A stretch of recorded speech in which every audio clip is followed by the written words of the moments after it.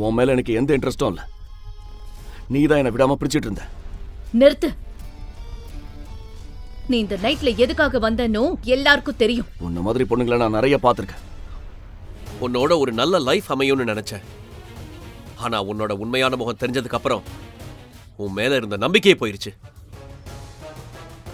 இப்படி ஒரு நிலைமை யாருக்கு வரக்கூடாது. அந்த பொண்ணு இங்கதான் இருக்கா. நான் நினைச்ச மாதிரியே இவ முகம் அப்படியே நேஹா மாதிரியே இருக்கு. அதான் இங்கே இருக்க சொல்லிருக்க. யார் அந்த நேஹா? என் முகம் ஏன் அவள மாதிரியே இருக்கு?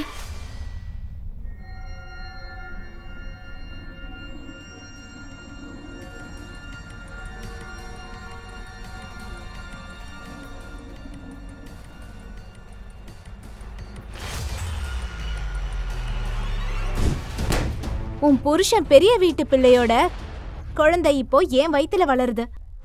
லயா, என்ன பேசுற? ஒரு அக்கா கிட்ட பேசுற பேச்சா அது? நீயா? நீ வேணா பாரு, சீக்கிரமே உனக்கு அந்த உண்மை புரியும். இப்போ அதை விட என் கூட படுக்கையில இருக்கிறது உன்னோட அந்த கௌரவமான புருஷன்தான். உங்களோட வெட்டிங் ஆனிவர்சரி அன்னைக்கு உன்னோட புருஷன் உனக்கு கொடுத்த மறக்க முடியாத கிஃப்ட். என் எதிரிக்கு கூட கிடைக்க கூடாதுன்னு நினைக்கிறேன் அந்த விவாகரத்து நோட்டீஸ்.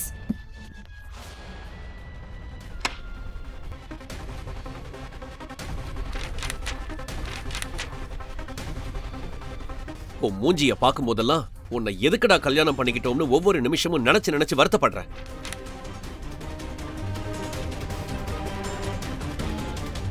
எனக்கு இப்ப இருக்கிற ஒரே ஒரு வழி எங்க அப்பா அம்மா கிட்ட போய் ஹெல்ப் கேக்குறது தான். லயா பண்றது தப்புன்னு அவங்க புரிய வைப்பாங்கன்னு நம்பி போனேன். ஆனா அங்க எனக்கு இன்னொரு பேரிடி காத்திருந்தது.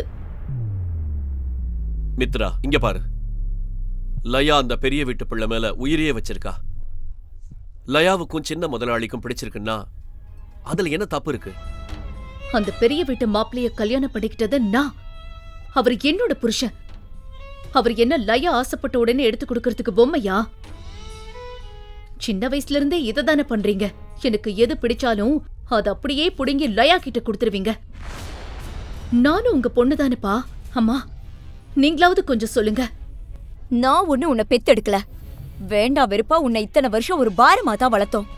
இந்த உண்மை என்ன அப்படியே நலக்குலைய வச்சிருச்சு. பேசுறதுக்கு அங்க எதுவுமே இல்ல. உன்னை வளர்த்தது நாங்க உனக்கு செஞ்ச பெரிய உதவி. அந்த கடனுக்காகவாது என் பொண்ணோட சந்தோஷத்தை நான் கேக்குறேன். இத்தனை வருஷம் உன்னை சகிச்சதுக்கு எனக்கு ஒரு கைமாறு வேணும்ல. அதனால உன் புருஷன் விஷயத்துல ஒரு முடிவுக்கு வா. வாழ்க்கை நம்மள தூக்கி எறியும் போது யாராவது ஒரு பழைய மனுஷன் நம்மள தேடி வருவாங்க.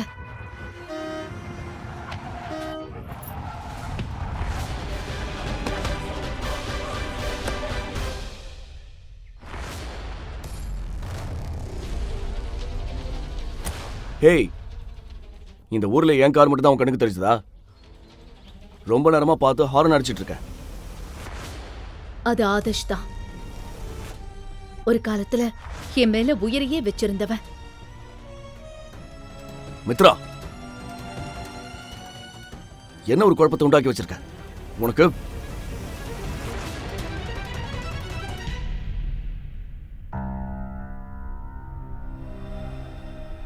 கொஞ்ச நேரம் கழிச்சு கண்ணு முடிச்சு பார்த்தப்போ ஒரு பெரிய பணக்கார வீட்டு ரூம்ல இருந்த.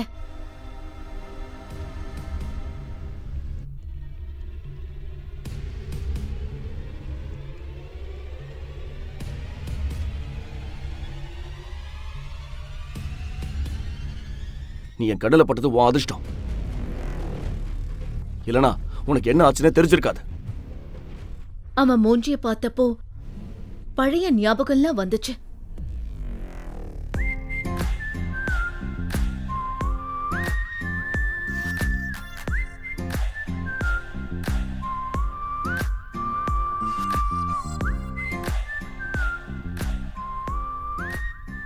ஆனா நீ எப்படி இங்க வந்த?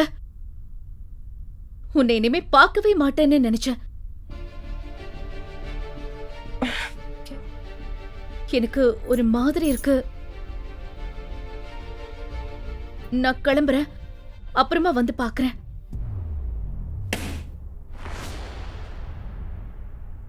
நீ போகலாம், ஆனா இப்படியே போக முடியாது. முழுசா ஒரு நாள் கழிச்சு இப்பதான் உனக்கு சுயநினைவே வந்திருக்கு. நான் மட்டும் உன்னை இங்க கூட்டிட்டு வரலன்னா பழி என் மேல விழுந்திருக்கும். முதல்ல உன் மெடிக்கல் செலவு பணத்தை கொடுத்துட்டு அப்புறம் போ. ஆதர்ஷ் இப்படிப்பட்டவ இல்லையே, எப்படி இவ்ளோ மாறினா? உன்கிட்ட ஒரு பைசா கூட இல்லைன்னு எனக்கு தெரியும். ஏன்னா நீ எல்லாத்தையும் இழந்துட்டு நிக்கிற. அதனால அடுத்த 10 நாளைக்கு நீ இந்த வீட்டில் தான் இருக்கணும். அதுக்கப்புறம் என்ன பண்ணணும்னு நான் சொல்றேன். ஆனா ஒண்ணு, தப்பிக்கணும்னு மட்டும் நினைக்காத. எனக்கு ஒண்ணுமே புரியல. இதெல்லாம் ஆதர்ஷ்க்கு எப்படி தெரிஞ்சது? அவன் ஏன் இப்படி நடந்துக்கிறான்? அந்த பொண்ணு இங்கே தான் இருக்கா. நான் நினைச்ச மாதிரியே இவ முகம் அப்படியே நேஹா மாதிரியே இருக்கு. அதான் இங்கே இருக்க சொல்லிருக்க. யார் அந்த நேஹா? என் முகம் ஏன் அவள மாதிரியே இருக்கு?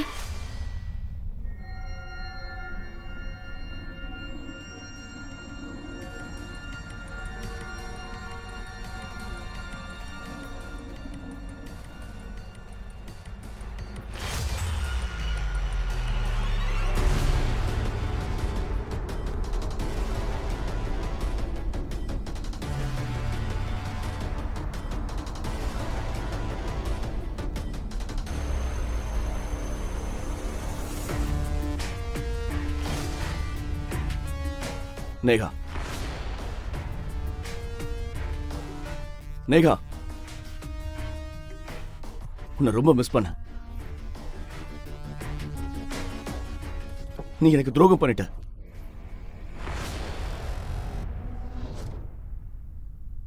நீ என் கூட இங்க என்ன பண்ணிட்டு இருக்க? மித்ரா, நீயா? இத பாரு, உன் மேல எனக்கு எந்த இன்ட்ரெஸ்டும் இல்ல. நீ தான் என்ன விடாம பிடிச்சிட்டு இருந்த. நிறுத்து. நீ இந்த நைட்ல எதுக்காக வந்தனோ எல்லாருக்கும் தெரியும். உன்ன மாதிரி பொண்ணுங்களை நான் நிறைய பார்த்திருக்கேன். உனக்கு உடம்பு சரியாகணும் தான் இங்க தங்க வச்சேன். நாளைக்கு காலையில நீ இங்க இருந்து கிளம்பலாம். என் வாழ்க்கையில நடந்த கொடுமைக்கு முன்னாடி மத்த எல்லாம் சின்னதா தெரிஞ்சது. நான் உள்ளுக்குள்ள உடைஞ்சு போயிருந்தேன். என் தங்கச்சி என் புருஷனை பறிச்சுக்கிட்டா. பெத்தவங்க நான் அவங்க பொண்ணுன்னு கூட இல்லைன்னு சொல்லிட்டாங்க. என் பழைய வாழ்க்கையும் இப்போ இப்படி வந்து நிக்குது.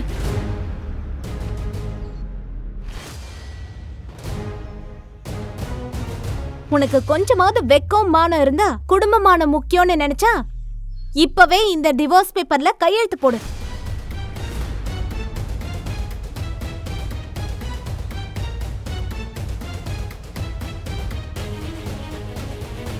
உன்னோட ஒரு நல்ல லைஃப் அமையும்னு நினைச்சேன். ஆனா உன்னோட உண்மையான முகம் தெரிஞ்சதுக்கு அப்புறம் உன் மேல இருந்த நம்பிக்கையே போயிருச்சு. இப்படி ஒரு நிலைமை யாருக்கு வரக்கூடாது.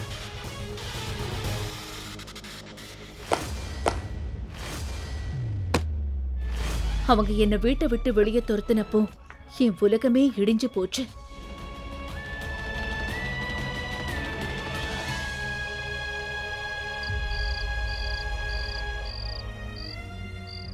என்ன பண்றதுன்னு தெரியல.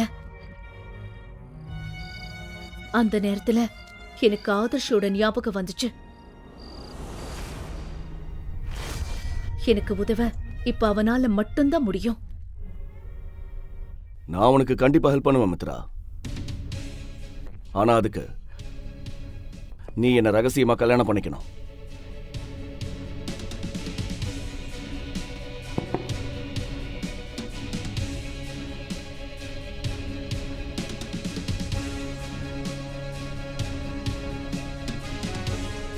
இந்த கல்யாணத்துல நாம புருஷன் பொண்டாட்டியா தான் இருப்போம்.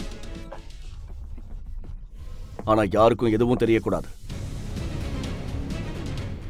இதுல என்னென்ன கண்டிஷன் இருக்குன்னு இந்த கான்ட்ராக்ட்ல எழுதியிருக்கேன். இரவு நேரம் ஊரையே நடுங்க வைக்கும் அளவிற்கு மழை பெய்து கொண்டிருக்க, சாதாரணமாக கூட யாரும் வெளியே செல்ல யோசிக்கும் நேரத்தில் பீச் ஓரமாக இருந்த அந்த பங்களாவின் வாயிலில் வந்து விழுந்தாள் மித்ரா. அதே நேரம் ஒரு நடுத்தர வயதுடைய பெண்மணியின் குரலும் ஆக்ரோஷமாக கேட்க ஆரம்பித்தது. இவ நம்ம குடும்பத்தோட மான மரியாதைய கெடுக்க வந்த பாதகின்னு இப்பவாச்சும் உனக்கு புரிஞ்சுதா ராகவ்? நீ 3 மாசமா ஊர்லயே இல்ல. நீ இல்லாதப்போ அவ என்ன வேலை செஞ்சு வச்சிருக்கா பாரு. எனக்கு அப்பவே தெரியும், இவள மாதிரி யார் என்னன்னு தெரியாத பொண்ணுங்க நம்மள மாதிரி கௌரவமான குடும்பத்துக்கு சரிப்பட்டு வரமாட்டாங்க. நீ ஊர்ல இல்லாதப்போ எவன் கூடவோ போய் வயித்துல புள்ளைய வாங்கிட்டு வந்திருக்கா.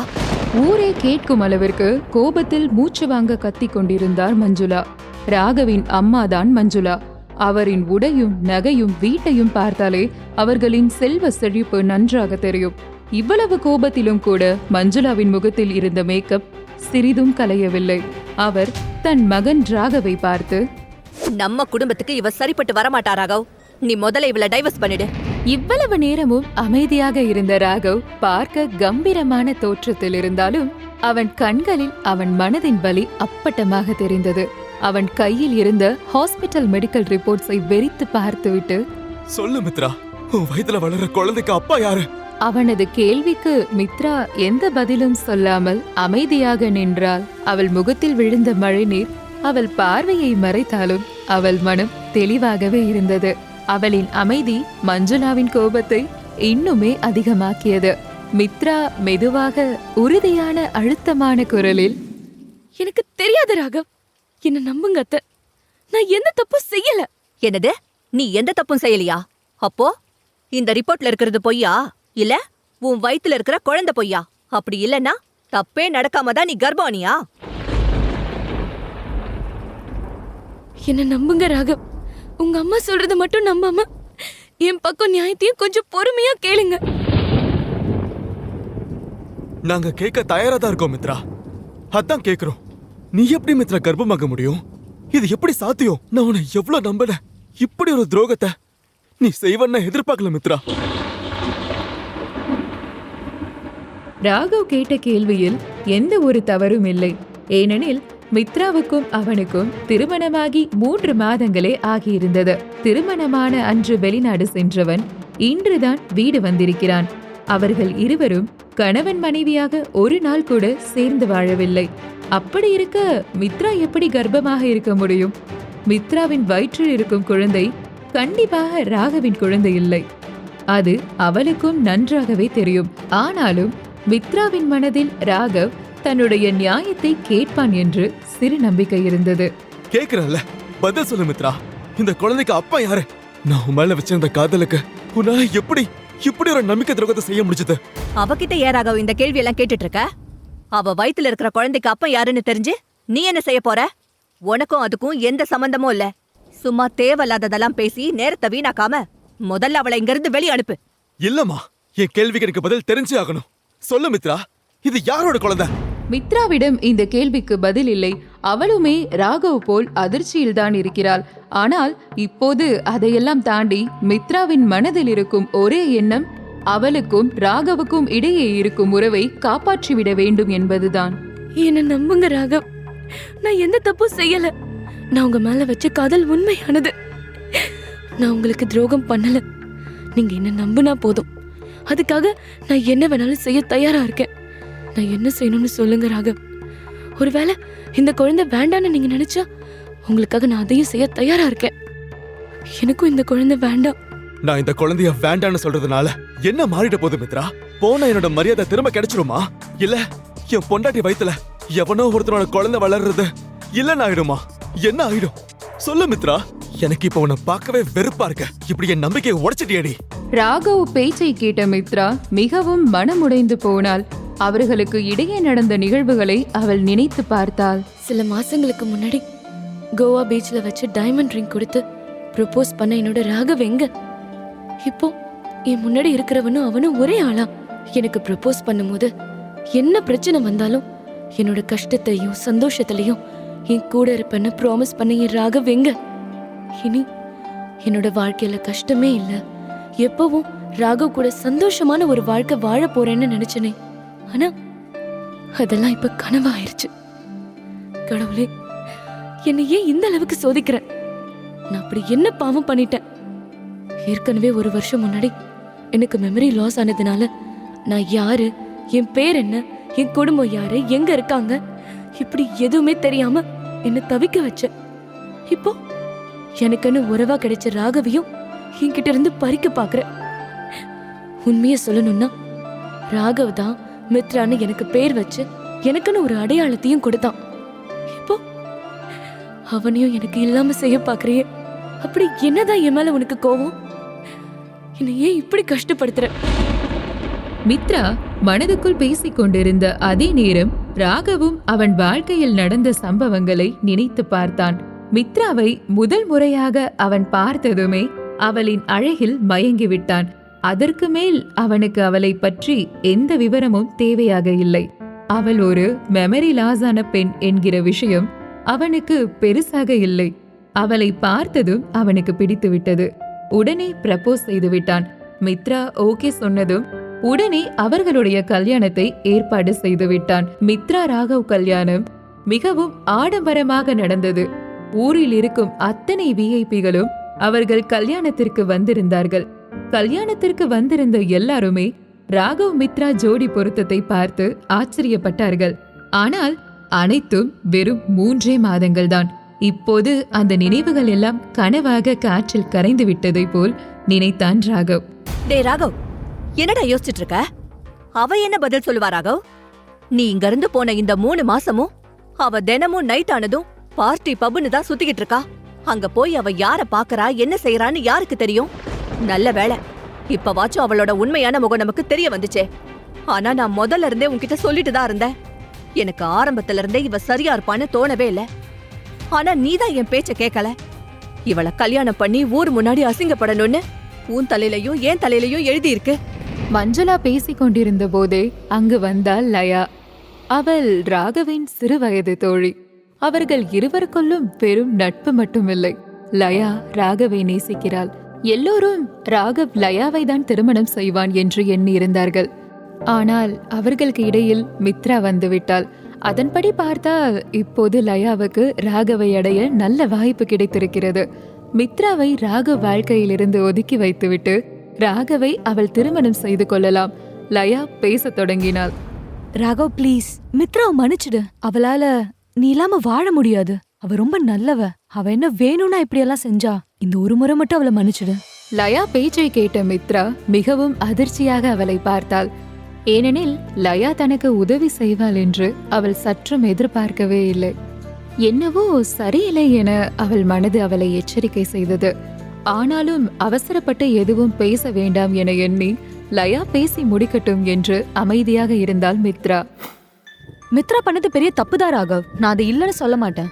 ஆனா இப்ப அதை பத்தி பேசி என்ன பிரயோஜனம் இருக்கு? அன்னைக்கு நைட் அவ சுயநினைவு போற வரைக்கும் குடிச்சிருந்தா. அப்படி இருக்கும்போது அவளால என்ன செய்ய முடியும், நீயே சொல்லு என்று சொன்ன லயாவின் முகத்தில் ஒரு நக்கல் சிரிப்பு வந்து சென்றது.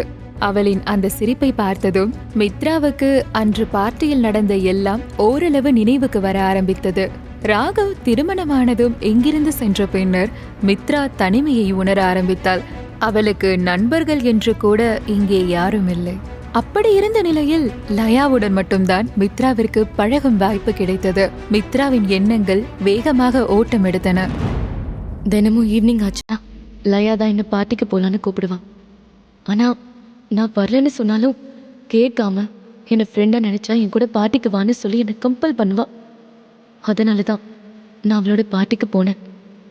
அப்படி போனப்போதான் நான் குடிச்ச ட்ரிங்க்ஸ்ல அவ என்னத்தையும் கலந்து கொடுத்துருக்கா. ஆனா அதுக்கு மேலே நடந்த எதுவும் எனக்கு ஞாபகம் இல்லையே. அடுத்த நாள் காலையில் நான் கண்முழிச்சு பார்க்கும்போது ஒரு ஹோட்டல் ரூமில் இருந்தேன். என் ட்ரெஸ் எல்லாம் தரையில் சிதறி கிடந்துச்சு. அதெல்லாம் பார்த்து நான் பயந்து வேற எதை பற்றியும் யோசிக்காமல் விட்டுட்டேன். ஆனால் இன்னைக்கு இதை யோசிச்சு பார்க்கும்போது தான் எனக்கு எல்லாமே புரியுது. இனி நான் எதையும் ராகவ் கிட்ட இருந்து மறைக்க மாட்டேன். ராகவ், இப்போ எனக்கு எல்லாமே ஞாபகம் வந்துருச்சு. நடந்த விஷயத்துல என்னோட தப்பு எதுவுமே இல்லை. எல்லாத்துக்கும் காரணம் இவதான். இது எல்லாமே இந்த லயாவோட பிளான் தான். அவதான் நான் குடிச்ச ட்ரிங்க்ஸ்ல எதையும் கலந்து எனக்கு கொடுத்துட்டா. அதனாலதான் நான் வாய மூடு மித்ரா. உனக்கு வெக்கமாவே இல்லையா? செய்யறதெல்லாம் செஞ்சுட்டு இப்படி பண்ண தப்ப மறைக்க உனக்கு ஹெல்ப் பண்ண வந்த லயா மேலேயே பழிய போட பாக்குறல்ல? நீ இந்த அளவுக்கு கீழ்த்தனமான பொண்ணா இருப்பன்னு நான் கொஞ்சம் கூட எதிர்பார்க்கவே இல்லை. என் அம்மா சொல்றது உண்மைதான். உன்ன மாதிரி யாரும் இல்லாத பொண்ணுக்கு கல்யாணம் குடும்பம் மாதிரியான எந்த ஒரு நல்ல விஷயமும் செட் ஆகாது. உனக்கு அந்த அருகதையும் இல்லை என்று சொன்ன ராகவ் மித்ராவின் கையை பிடித்து இழுத்து வந்து வீதியில் தள்ளினான்.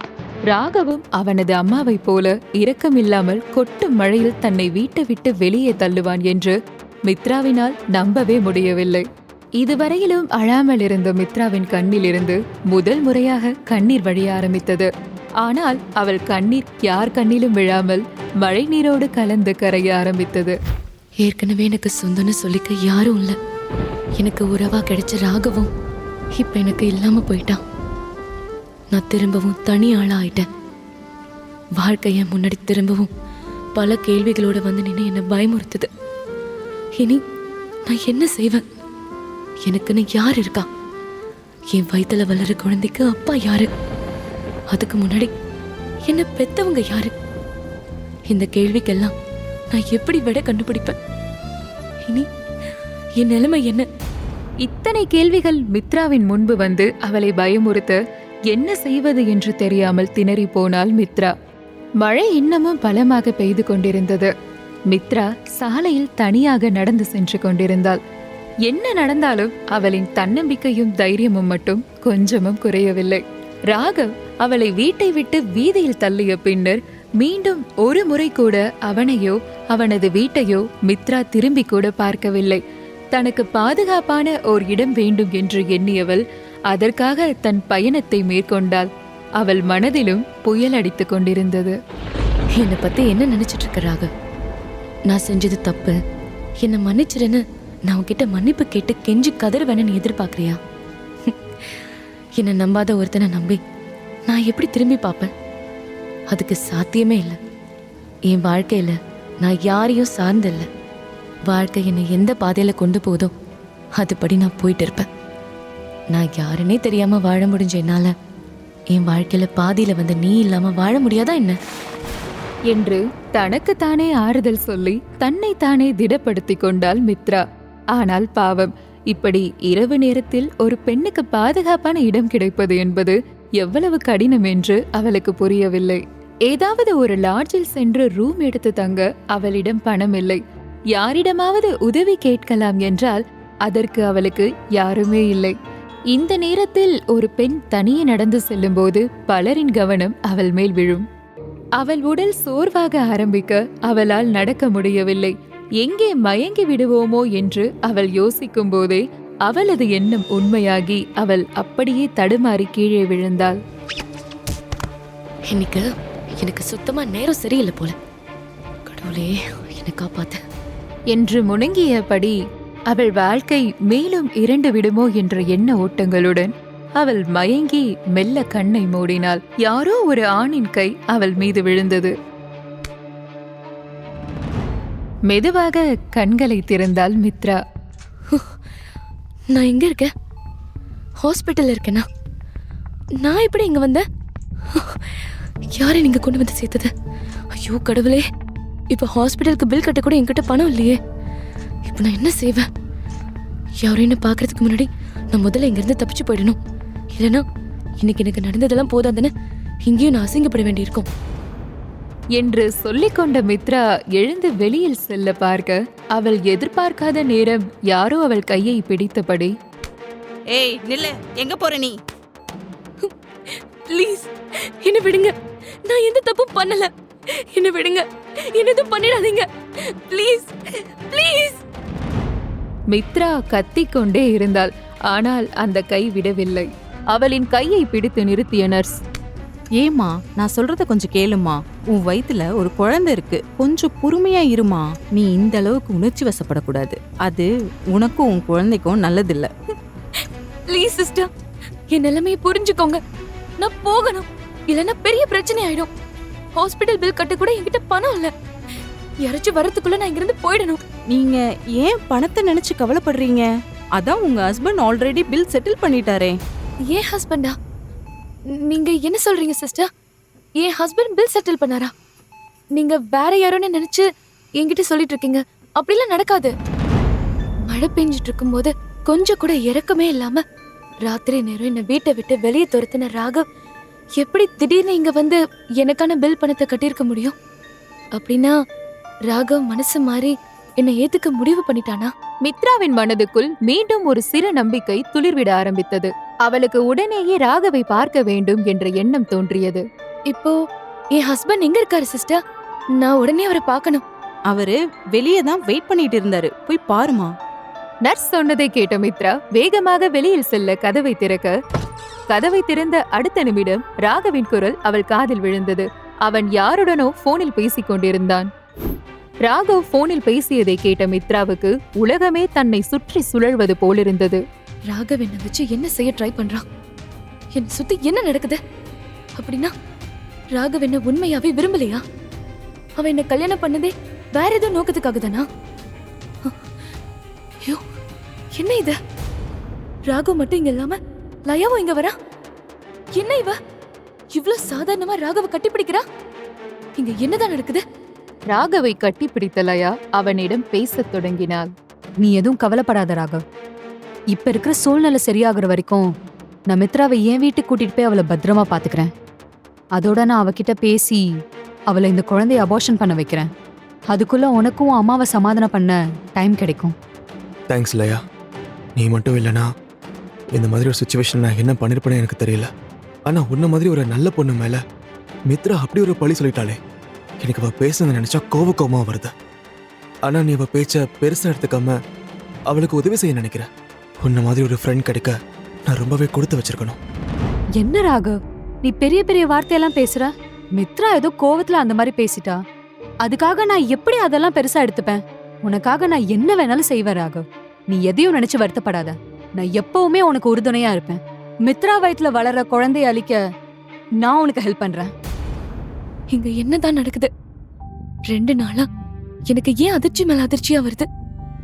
நேத்து என்கிட்ட இந்த குழந்தை இருந்தாலும் இல்லனாலும் எனக்கு என்னன்னு சொன்ன ராகவ் இன்னைக்கு எதுக்காக என் குழந்தைய அழிக்கணும்னு நினைக்கிறான்? லயாவும் ஏன் அவனுக்கு இந்த குழந்தைய அழிக்க ஹெல்ப் பண்றதா சொல்றா? இதனால இவங்களுக்கு என்ன லாபம்? எது எப்படியோ ஏன் குழந்தை என்ன தப்பு பண்ணுச்சு? அதையே எல்லாரும் அழிக்க பாக்குறாங்க. யார் என்ன நினைச்சாலும் சரி, நான் அவங்க பிளான நடக்க விட மாட்டேன். இந்த உலகத்துல எனக்குன்னு யாரும் இல்லாத இந்த நிலைமையில கடவுள் எனக்குன்னு கொடுத்திருக்கிற ஒரே ஒரு உறவு இப்போ இந்த குழந்தை தான். அதை நான் இழக்க விரும்பல. எனக்கு என் குழந்தைய தவிர வேற யாரும் இந்த நிமிஷம் முக்கியம் இல்ல. எனக்காக கடவுள் கொடுத்த இந்த உறவை நான் பத்திரமா பாத்துக்குவேன். அதுக்கு முதல்ல நான் இங்க இருந்து தப்பிச்சு போயாகணும். அதுவும் நான் போகும்போது ராகவ் லயா கண்ணுல நான் படவே கூடாது. மித்ரா அவசரமாக நர்ஸ் இல்லாத நேரமாக பார்த்து அவள் இருந்த அறையை விட்டு வெளியே வந்தாள். ஆனால் அவள் மாடிப்படி இறங்கும் இடத்தை நோக்கி சென்ற போது அங்கே ராகவும் டாக்டரும் வந்து கொண்டிருப்பதை பார்த்த மித்ரா வேறு பக்கமாக ஓடினாள். ஆனால் அந்த பக்கம் லயா நின்றிருந்தாள். மித்ரா என்ன செய்வது என்று புரியாமல் நின்றிருந்த சமயத்தில் ஒரு சிலர் ஒரு நோயாளியின் பெட்டை தள்ளிக்கொண்டு வேகமாக லிப்டை நோக்கி சென்றனர். ராகவ் கிட்ட மாட்டிக்க போறோன்னு நினைக்கும் போது எனக்கு வழிகாட்டுற மாதிரி கடவுள் எனக்காகவே இந்த பேஷண்ட் அனுப்பியிருக்காரு போல. நான் இந்த வாய்ப்பை பயன்படுத்தி எப்படியாச்சும் இங்க இருந்து தப்பிச்சு போயிடணும். எல்லாரும் ஒதுங்கி நிக்கிறாங்க. இதுதான் எனக்கான சரியான சமயம். இந்த பேஷண்ட் கூட சேர்ந்து லிஃப்ட் உள்ள போயிட்டா நான் தப்பிச்சிருவேன். மித்ரா மனதுக்குள் யோசித்தபடி அந்த நோயாளியின் பெட்டுடன் தன் முகத்தை மறைத்துக் கொண்டு லிப்டினுள் செல்ல, அதன் பிறகே அந்த நோயாளியின் முகத்தை பார்த்தாள். அந்த நோயாளி ஒரு ஆண். அவன் முகம் அவளுக்கு மிகவும் பரிச்சயமானதாக தோன்றியது. இருந்தாலும் அவள் இப்போது இருக்கும் இக்கட்டான நிலையில் அதை குறித்து அவள் அதிகம் யோசிக்கவில்லை. இப்போதைக்கு அவள் தன்னையும் தன் குழந்தையையும் காப்பாற்றிக் கொள்ள வேண்டும் என்பதே அவளின் முழு நேர யோசனையாக இருந்தது. மித்ரா அவர்களிடமிருந்து தப்பித்து மருத்துவமனை விட்டு வெளியே வர, இனி ராகவ் லயா இருவரும் தன்னை எப்படியோ போகட்டும் என்று விட்டு விடுவார்கள் என்றெல்லாம் அவள் எண்ணவே இல்லை. ஹாஸ்பிட்டல்ல இருந்து தப்பிச்சு வெளியே வந்துட்டேன்றதுனாலலாம் நான் சேஃப் ஆயிட்டேன்னு என்னால நினைக்க முடியாது. இனி நான் தங்குறதுக்கு ஒரு பாதுகாப்பான இடம் வேணும். அதோட நான் என்னோட இந்த மித்ராங்கிற அடையாளத்தை மறைச்சுதான் வாழணும். எனக்குன்னு ஒரு வேலை தேடி தங்குறதுக்கு ஒரு வீட்டையும் பார்க்கணும். அங்கேயும் என்னோட பேரை கூட நான் மாத்திதான் சொல்லி ஆகணும். மித்ரா யோசனையுடன் சாலையில் சென்று கொண்டிருந்த போது அவள் பார்வையில் ஒரு சிறிய பள்ளியின் வாசலில் ஆங்கில ஆசிரியர் தேவை என்ற பலகை கண்ணில் பட்டது. உடனே மித்ரா சென்று அங்கே வேலை கேட்டாள். என்னதான் மித்ராவுக்கு பழைய விஷயம் எல்லாம் ஞாபகம் இல்லை என்றாலும் அவள் மிகவும் புத்திசாலி. எனவே அவளின் ஆங்கிலம் நன்றாகவே இருக்கும். அங்கிருந்த குழந்தைகளுக்கு பாடம் எடுக்கும் அளவுக்கு அவளுக்கு திறமை இருந்தது. எனவே உடனே வேலையும் கிடைத்தது. வேலையோடு சேர்த்து அவளின் நிலை அறிந்து அவள் தங்க உதவியும் செய்தார் அந்த பள்ளியின் தலைமை ஆசிரியர். இனி நான் யாரோட தயவும் இல்லாம சொந்த கால்ல நிக்க முடியும். இனி எனக்கு எந்த பிரச்சனையும் இல்ல. நாட்கள் வேகமாக ஓடியது. மித்ரா இந்த புது சூழலுக்கு வந்து இப்போது 1 மாதம் கடந்திருந்தது. மித்ராவின் நாட்கள் பள்ளியிலும் அவளின் வீட்டிலும் என நன்றாக சென்றாலும் ராகவ் லயாவின் தொல்லை இல்லாமல் அவள் வாழ்ந்தாலும் உன்னை அவ்வளவு நிம்மதியாக இருக்க விட்டு விடுவேனா என்பது போல் அங்கேயும் அவளுக்கு ஒரு புது பிரச்சனை காத்திருந்தது. அது அவளின் பக்கத்து வீட்டில் தங்கியிருக்கும் மாதவன்தான். அவன் பார்வையே மித்ராவை கூச செய்யும் அளவிற்கு இருக்கும். மித்ரா மனதுக்குள் அவனை நினைத்து தினம் தினம் பயந்து கொண்டுதான் இருக்கிறாள். ஒரு நாள் மித்ரா வெளியில் சென்று தனக்கு தேவையான பொருட்களை எல்லாம் வாங்கி கொண்டு வீடு திரும்ப அவள் இருக்கும் கட்டிடத்தின் கேட் முன்பாகவே அவள் வழியை மறைத்தான் மாதவன். என்னங்க இவ்வளவு வெயிட்ட நீங்க தூக்கிட்டு வரீங்க? நான் ஒருத்தங்க இங்க இருக்கும்போது நீங்க வேலை செஞ்சா என் மனசு கஷ்டப்படாதா? கொடுங்க, நான் எடுத்துட்டு வந்து தரேன். இல்ல அதெல்லாம் வேண்டாம், நானே பாத்துக்குவேன். தேங்க்ஸ். என்னங்க நீங்க, உங்களோட இந்த அழகான கை வெயிட்ட தூக்கி எப்படி சிவந்து போயிடுச்சு பாருங்க. அதை பார்க்கும்போது என் மனசுக்கு ரொம்பவே கஷ்டமா இருக்கு. மாதவன் பேசிக்கொண்டே மித்ராவின் அருகே நெருங்கி அவள் கையில் இருந்த பையை வாங்க போக மித்ரா அவசரமாக அவனிடமிருந்து விலகி லிப்டுக்குள் ஓடினாள். லிப்ட் மேலே சென்று நின்றதும் வேகமாக சென்று வீட்டின் கதவை திறந்து உள்ளே சென்று கதவை அடைத்துக் கொண்டாள் மித்ரா. இந்த 1 மாதத்தில் மாதவன் இந்த மாதிரி நெருங்கி வந்து பேசியதெல்லாம் இல்லை. வெறும் பார்வையோடு நிறுத்திக் கொள்வான். ஆனால் இன்று தைரியமாக அவளை நெருங்கி வந்து விட்டான். அதில் மித்ரா இன்னுமே பயந்து போனாள். நான் எப்படியும் இந்த மாதவனை ஃபேஸ் பண்ணி தான் ஆகணும். அவன் இதுக்கு மேல ஏதாச்சும் பண்றதுக்குள்ள நான் இதுக்கு ஒரு வழி செய்யணும். இங்க யார்கிட்டயாச்சும் அவனை பத்தி கம்ப்ளைண்ட் பண்ணணும். இல்லனா அவன் கண்டிப்பா எல்லை மீறி ஆரம்பிச்சிருவான். மித்ரா தனக்கு தானே பேசிக் கொண்டிருக்கும் போதே திடீரென அவள் வீட்டில் கரண்ட் கட் ஆகியது. அதோடு வெளியே இருந்து யாரோ கதவு தட்டும் சத்தம் கேட்டது. யாரது? நான் தான், உங்க பக்கத்து வீட்டுல இருக்கிற மாதவன். உங்க வீட்டுல லைட் எரியலையே, அதான் எதுவும் பிரச்சனையோ என்னன்னு பாக்கலான்னு வந்தேன். கதவை திறங்க. வீட்டுல கரண்ட் போன அடுத்த நிமிஷம் இவன் வந்து கதவை தட்டுறான். அப்படின்னா கரண்ட் போனதுக்கும் இவனுக்கும் கண்டிப்பா ஏதோ சம்பந்தம் இருக்கு. வெளியே ஜன்னல் வழியா பாப்போம். வெளிய எல்லா இடத்துலயும் கரண்ட் இருக்கு. அப்படின்னா இவன் தான் ஏதோ பண்ணிருக்கான்.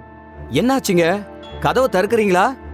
இல்ல, நீங்க போங்க சார், நானே பாத்துக்குவேன். உங்களுக்கு எதுக்கு தேவையில்லாத சிரமம்? நீங்க தனியாளா என்ன செய்வீங்க மேடம்? கதவை திறங்க, நம்ம 2 பேரும் சேர்ந்து சரி பண்ணலாம். ஒரு முறை சொன்னா உங்களுக்கு புரியாதா? அதான் நானே பாத்துக்குவேன்னு சொல்றேன்ல. எனக்கு உங்க உதவி தேவையில்ல. நீங்க முதல்ல இங்க இருந்து கிளம்புங்க. நான் ஆல்ரெடி வாட்ச்மேனை வர சொல்லிட்டேன். அவர் வந்து சரி பண்ணி கொடுப்பாரு.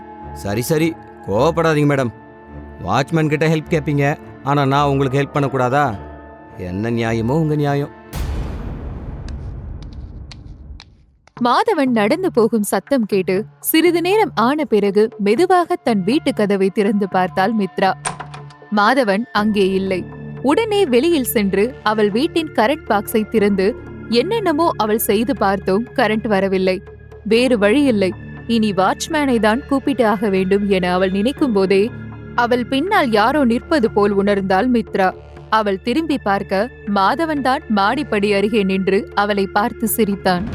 என்ன மேடம், என்னாச்சு? உங்க வீட்டுல இன்னும் கரண்ட் வரல போலியே. சரி வாங்க, நான் என்னன்னு பாக்குறேன்.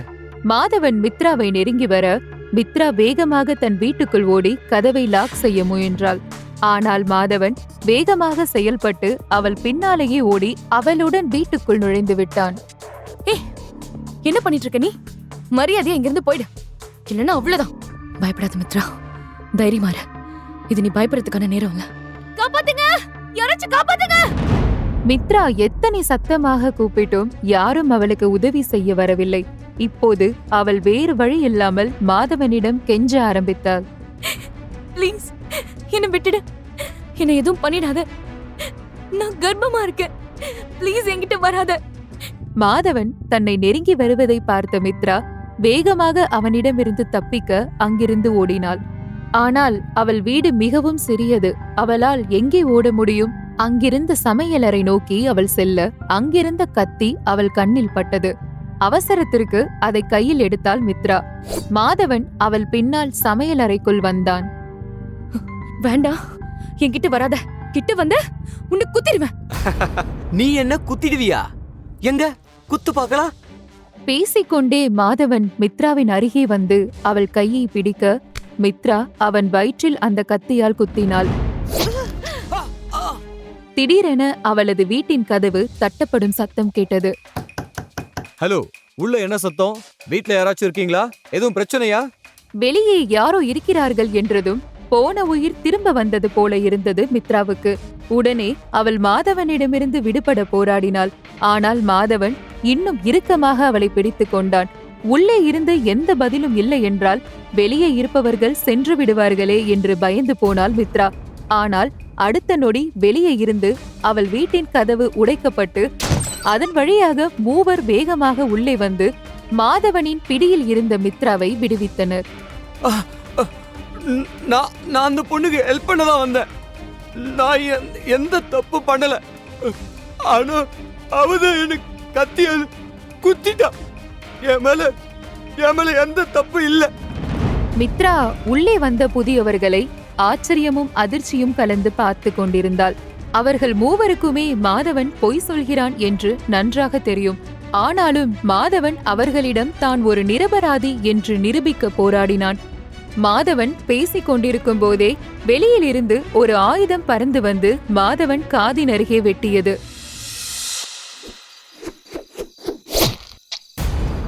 மாதவன் வலியில் அலற ஆரம்பித்தான். மற்ற எல்லாருமே வாசல் பக்கம் பார்வையை திருப்பினர். வெளியே இருந்து வீல் சேரில் ஒருவன் உள்ளே வந்தான்.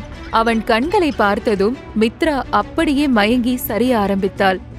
உள்ளே இருந்த மூவரும் மித்ராவை கீழே விழாமல் பிடித்து சோஃபாவில் அமர வைத்தனர். மாதவன் வலியில் வயிற்றையும் காதையும் பிடித்துக்கொண்டு பயத்துடன் அங்கிருந்து ஓடினான்.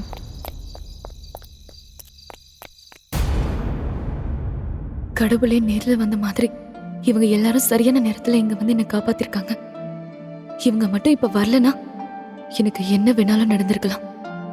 இன்னைக்கு மாதவனுக்கு கிடைச்ச தண்டனையில அவ இனி என் பக்கம் திரும்பி கூட பார்க்க மாட்டான். ஆனா ஏன் இந்த ஆள் முகத்தை மறைச்சிட்டு இருக்காரு? இருந்தாலும் இந்த ஆளை எங்கேயோ பார்த்த மாதிரி இருக்கே எனக்கு. ஞாபகம் வந்துருச்சு. ஒரு மாசம் முன்னாடி நான் ராகவுக்கு பயந்து ஹாஸ்பிட்டல்ல இருந்து தப்பிச்சு வரும்போது லிஃப்ட்ல ஒரு பேஷண்ட பார்த்தேன். அந்த ஆளோட கண்ணும் இவரோட கண்ணும் ஒரே மாதிரி இருக்கு. ஐயோ, அப்போ அந்த ஆள் தான் இவரா? அப்படின்னா அன்னைக்கு லிஃப்ட்ல இருக்கும்போது அவர் கையில இருந்து விழுந்த வாட்சை நான் தான் எடுத்துட்டு வந்துட்டேன்னு தெரிஞ்சுதான் இவர் இங்க வந்திருக்காரா? இப்போ நான் என்ன செய்வேன்? அந்த வாட்ச் வச்சுதான் எனக்கு சம்பளம் வர வரைக்கும் நான் என்னோட செலவுகளை செஞ்சுட்டு இருந்தேன். இப்போ இந்த ஆள் இந்த வாட்சை கேட்டா நான் என்ன செய்யறது? மித்ரா யோசனையில் இருக்கும் போதே வீல் சேரில் இருந்த அந்த ஆளின் முகத்தை மூடி இருந்த துணி நழுவி கீழே விழ இப்போது அவன் முகத்தை முழுவதுமாக மித்ராவினால் பார்க்க முடிந்தது. அதன் பிறகே அவளுக்கு தன் எண்ணம் தவறு என தோன்றியது. இவன் கண்ணும் அந்த ஆள் கண்ணும் ஒரே மாதிரி தான் இருக்கு. ஆனா அந்த ஆள் கண்ணுக்கு கீழே ஒரு மச்சம் இருந்தது. இவனுக்கு அது இல்ல. அதுவும் இல்லாம இவனை பார்த்தா அவ்வளோ பெரிய ஹாஸ்பிட்டல்ல ட்ரீட்மெண்ட் எடுக்கிற ஆள் மாதிரியும் இல்ல. நான் தான் ஏதோ தப்பா புரிஞ்சுக்கிட்டேன். அப்பாடா, இப்பதான் எனக்கு நிம்மதியா இருக்கு. மித்ராவின் எண்ண ஓட்டங்களை புரிந்து கொண்ட வீல் சேர் மனிதன் பேச ஆரம்பித்தான். என்ன யோசிக்கிற நீ? ஒன்னும் இல்ல, உங்களை எங்கேயோ பார்த்த மாதிரி இருக்குன்னு யோசிச்சுட்டு இருந்தேன். ஓகே, உனக்கு எந்த அளவுக்கு ஞாபகம் வந்துச்சு அது போதும். இப்ப வாட்சும் என் வாட்ச் என்கிட்ட திருப்பி கொடு. அப்போ அவன்தான் இவனா? எப்படி? இல்ல, இது அவன் இல்ல. எனக்கு நல்லா ஞாபகம் இருக்கு. அவன் கண்ணத்துல மச்சம் இருந்துச்சு. ஆனா இவன் முகத்துல அது இல்ல. இவன் அந்த பேஷண்ட் இல்லனா அப்போ எப்படி இவனுக்கு அந்த வாட்ச் பத்தி தெரிஞ்சது? ஐயோ, எனக்கு எதுவுமே புரியலையே. என்ன அமைதியா நிக்கிற? நான் வாட்ச் பத்தி பேசினதும் உனக்கு ரொம்ப ஷாக்கா இருக்கா? நான் எதுவும் தப்பா சொல்லிட்டேனா மித்ரா? என்ன இவன் என் பேரை சொல்றான்? இவனுக்கு எப்படி என்னோட பேர் தெரிஞ்சது? இவன் யாரு? உங்களுக்கு எப்படி என்னோட பேர் தெரியும்? எனக்கு உன்னோட பேர் மட்டும் இல்ல, உன்னை பத்தி இன்னும் நிறைய விஷயம் தெரியும். அதெல்லாம் சொல்லவா? ஒரு வருஷத்துக்கு முன்னாடி நீ ஒரு ஹாஸ்பிட்டல்ல இருந்து கண் முழிச்ச. ஆனா அதுக்கு முன்னாடி உன் வாழ்க்கையில் நடந்த எதுவுமே உனக்கு ஞாபகம் இல்ல. நீ உன் குடும்பம் யாருன்னு தேடிட்டு இருந்த சமயத்துல தான் உன் புருஷன் ராகவ சந்திச்ச. அதுக்கப்புறம் அவன் உன்னை லவ் பண்றேன்னு சொல்லி இந்த ஊருக்கு கூட்டிட்டு வந்து உன்னை கல்யாணம் பண்ணிக்கிட்டான். இவன் என்ன என்னோட நிழல் மாதிரி என் கூட இருந்த மாதிரியே பேசுறான். இவனுக்கு என்னை பத்தின எல்லா விஷயமும் தெரிஞ்சிருக்கு. இவ்வளோ நேரம் எனக்கு கடவுளா தெரிஞ்சவன் இப்ப ஏனோ என்ன விழுங்க வந்த ராட்சச மாதிரி தெரியறானே. நான் என்ன செய்வேன்? உன் பேரு மித்ராவே கிடையாது. அதுவும் உனக்கு ராகவ் வச்ச பேர் தான். நீ இன்னைக்கு எந்த நிலைமையில இருக்கனா அதுக்கு ராகவோட ஃப்ரெண்ட் லயா தான் காரணம். அவ தான் உன்னை பார்ட்டிக்கு கூட்டிட்டு போய் உன் ட்ரிங்க்ஸ்ல எதையோ கலந்து கொடுத்துட்டா. நான் சொல்றது சரிதானே? வீல் சேரில் வந்தவன் பேச பேச மித்ராவிற்கு நெஞ்செல்லாம் படபடக்க ஆரம்பித்தது. அவளுக்கு என்ன செய்வது என்றே புரியவில்லை. பயத்தில் அவளுக்கு வியர்க்க ஆரம்பித்தது. அப்படின்னா இவ என்ன மாசக்கணக்கா ஃபாலோ பண்ணிட்டு இருக்கானா? ஆனா எதுக்காக? அப்படின்னா நான் மித்ராங்கிற அடையாளத்துக்கு வரத்துக்கு முன்னாடி என்னவா இருந்தேன்னு இவனுக்கு தெரிஞ்சிருக்குமா? இல்லனா இதுவும் எனக்கு எதிராக லயா உருவாக்குன சதியா இருக்குமா? ஒருவேளை இவனுக்கு என்னை பத்தி ஏதாச்சும் நிஜமாவே தெரிஞ்சிருந்தா அப்போ ஏன் நான் என்னோட கடந்த காலத்துக்கு சம்பந்தப்பட்ட யாரையுமே இது வரைக்கும் சந்திக்கவே இல்லை? அவங்கிட்டயே கேட்டு பார்க்கலாம். நீ நீ யாரு? உனக்கு எப்படி என்னை பத்தின விஷயம் தெரியும்? நான் யாரு? என்ன பெத்தவங்க யாரு? இதெல்லாம் தெரிஞ்சு இப்படி என்ன செய்ய போற? உண்மையை சொல்ல. நீ ராகவ் அனுப்பின ஆள் தானே? அப்படி இல்லனா அந்த அந்த லயா உன்னை அனுப்புனாளா? ராகவ், லயா இவங்க ரெண்டு பேருமே என் முன்னாடி தூசு மாதிரி. நான் இவங்க யார் சொல்லியும் இங்க வரல. உனக்கு ஹெல்ப் பண்ண தான் வந்தேன். நீ சீக்கிரமா உன்னோட திங்ஸ் எல்லாம் பேக் பண்ணிட்டு இங்க இருந்து கிளம்பு. எனக்கு ஹெல்ப் பண்ண வந்தியா? அப்படின்னா நான் யாருன்னு சொல்றதே நீ எனக்கு செய்யற பெரிய ஹெல்ப் தான். சொல்லு, நான் யாருன்னு உனக்கு தெரியுமா? என்ன பெத்தவங்க யாரு? உன் கேள்விக்கு பதில் சொல்ற அளவுக்கு இப்ப எனக்கு டைம் இல்ல. நீ முதல்ல இங்க இருந்து கிளம்பு. முடியாது. நீ எனக்கு உண்மையாவே உதவி செய்யணும்னு நினைச்சா என் கேள்விக்கு பதில் சொன்னாலே போதும். ஆனா நீ அதை செய்யல. நான் எப்படி உன்னை நம்ப முடியும்? நான் எங்கேயும் வரமாட்டேன். நீ முடியாது நோன்னு எல்லாம் சொல்ற அளவுக்கு நான் உனக்கு ஆப்ஷன்ஸ் கொடுக்கல மித்ரா. நீ என் கூட வந்துதான் ஆகணும். இது ஏன் லைஃப்? இதுல நீ சொல்றத கேட்க வேண்டிய அவசியம் எனக்கு இல்ல. நான் சொல்றத நீ கேட்டுதான் ஆகணும் மித்ரா. அப்படி என் கூட நீ வர முடியாதுன்னு சொன்னா அப்ப நீ போலீஸ் கூட தான் போக வேண்டியது இருக்கும். போலீஸா? நான் எதுக்காக போலீஸ் கூட போகணும்? இப்பதானே உன் பக்கத்து வீட்டு ஆள நீ கத்தியால குத்துன. அதுக்கு உன் மேல கம்ப்ளைண்ட் கொடுத்தா உன்னை கண்டிப்பா போலீஸ் அரெஸ்ட் பண்ணுவாங்க தானே? ஆனா அவன் என்கிட்ட தப்பா நடந்துக்க ட்ரை பண்ணான். அது நான் தற்காப்புக்காக செஞ்ச விஷயம். அதுக்காக என்ன குற்றவாளின்னு சொல்ல முடியாது. உண்மைதான். ஆனா நீ தற்காப்புக்காக செய்யறதுனா நீ ஒரு முறை குத்தி இருந்தா சரி. ஆனா நாங்க உள்ள வந்த பிறகும் நீ 2வது முறை உன்னை தாக்கி இருக்க. அது கொலை முயற்சி. அதுக்காக உன்னை அரெஸ்ட் பண்ணலாம். என்ன பேசுறீங்க நீங்க? நான் எப்போ அவனை 2வது முறை தாக்குனேன்? நீங்க தானே என மித்ரா பேசும்போதுதான் அவளுக்கு ஒரு விஷயம் புரிந்தது. மாதவன் இங்கே இருக்கும்போது இந்த புதியவனும் அவனது ஆட்களும் மட்டும்தான் உள்ளே வந்தனர். எனவே மித்ராதான் மாதவனை கத்தியால் குத்தினாள் என்று சாட்சி சொன்னால் போலீஸ் அவர்கள் சொல்வதை தான் நம்புவார்கள். இனி மித்ராவுக்கு அவன் சொல்வதை கேட்டு நடப்பதை தவிர வேறு வழி இல்லை என்று புரிந்தது. சோ எல்லாம் புரிஞ்சதா? என் கூட வரியா இல்ல போலீஸ் கூட போறியா? Choice is yours. ப்ளீஸ், நான் சொல்றது கொஞ்சம் கேளுங்க. என்ன எங்க கூட்டிட்டு போறீங்க? நான் இப்ப கர்ப்பமா இருக்கேன். இந்த நிலைமையில நான் டிராவல் பண்ண கூடாது. இந்த கதைலாம் என்கிட்ட வேணாம். நான் கதை சொல்லல. ப்ளீஸ் என்ன நம்புங்க. நிஜமாவே நான் கர்ப்பமா இருக்கேன். சரி, நான் போலீஸ்க்கு ஃபோன் பண்றேன். சரி சரி, நான் வரேன். வந்து தொலைறேன். நீங்க எல்லாரும் கீழே போய் வெயிட் பண்ணுங்க. நான் ட்ரெஸ் மாத்தணும். என்னை பார்த்தா உனக்கு முட்டாள் மாதிரி தெரியுதா மித்ரா? இந்த மாதிரி தானே ஹாஸ்பிட்டல்ல இருந்து நீ ராகவ ஏமாத்திட்டு எஸ்கேப் ஆகி வந்த. ஆனா என்கிட்ட அந்த வேலையெல்லாம் நடக்காது. நீ அமைதியாகவும் பொருள் எல்லாத்தையும் எடுத்து வச்சுக்கிட்டு என் கூட கிளம்பு. எப்படியும் நம்ம ஏர்போர்ட்டுக்கு தானே போக போறோம், ஃபேஷன் ஷோக்கு போகல. ஸோ இந்த ட்ரெஸ்லேயே வரலாம். ஐயோ, ராகவும் லயாவும் என்ன தேடிட்டு இருக்காங்க. இப்போ நான் ஏர்போர்ட் போனா அவங்க என்ன கண்டுபிடிச்சிருவாங்க. நான் தான் சொன்னேனே மித்ரா, நீ அவங்கள நினைச்செல்லாம் கவலைப்பட வேண்டிய அவசியமே இல்லை. ஆளுங்க உன்னை சுத்தி உன் கூடவே இருப்பாங்க. ஸோ அவங்கள மீறி யாராலையும் உன்னை நெருங்க முடியாது. என்ன இப்போ எங்க கூட்டிட்டு போறீங்க? அதெல்லாம் நீ ஏர்போர்ட்டுக்கு போனா உனக்கே தெரிஞ்சிடும். இப்போதைக்கு நீ இங்கிருந்து ரொம்ப தூரமா போக போற. அதை மட்டும் தெரிஞ்சுக்கிட்டா போதும். இதற்கு மேல் அந்த வீல் சேரில் வந்தவனிடமிருந்து தனக்கு தேவையான எந்த பதிலும் வராது என்று புரிந்து கொண்டாள் மித்ரா. அதனால் அவள் அமைதியாக அவனுடன் ஏர்போர்ட் கிளம்பினாள்.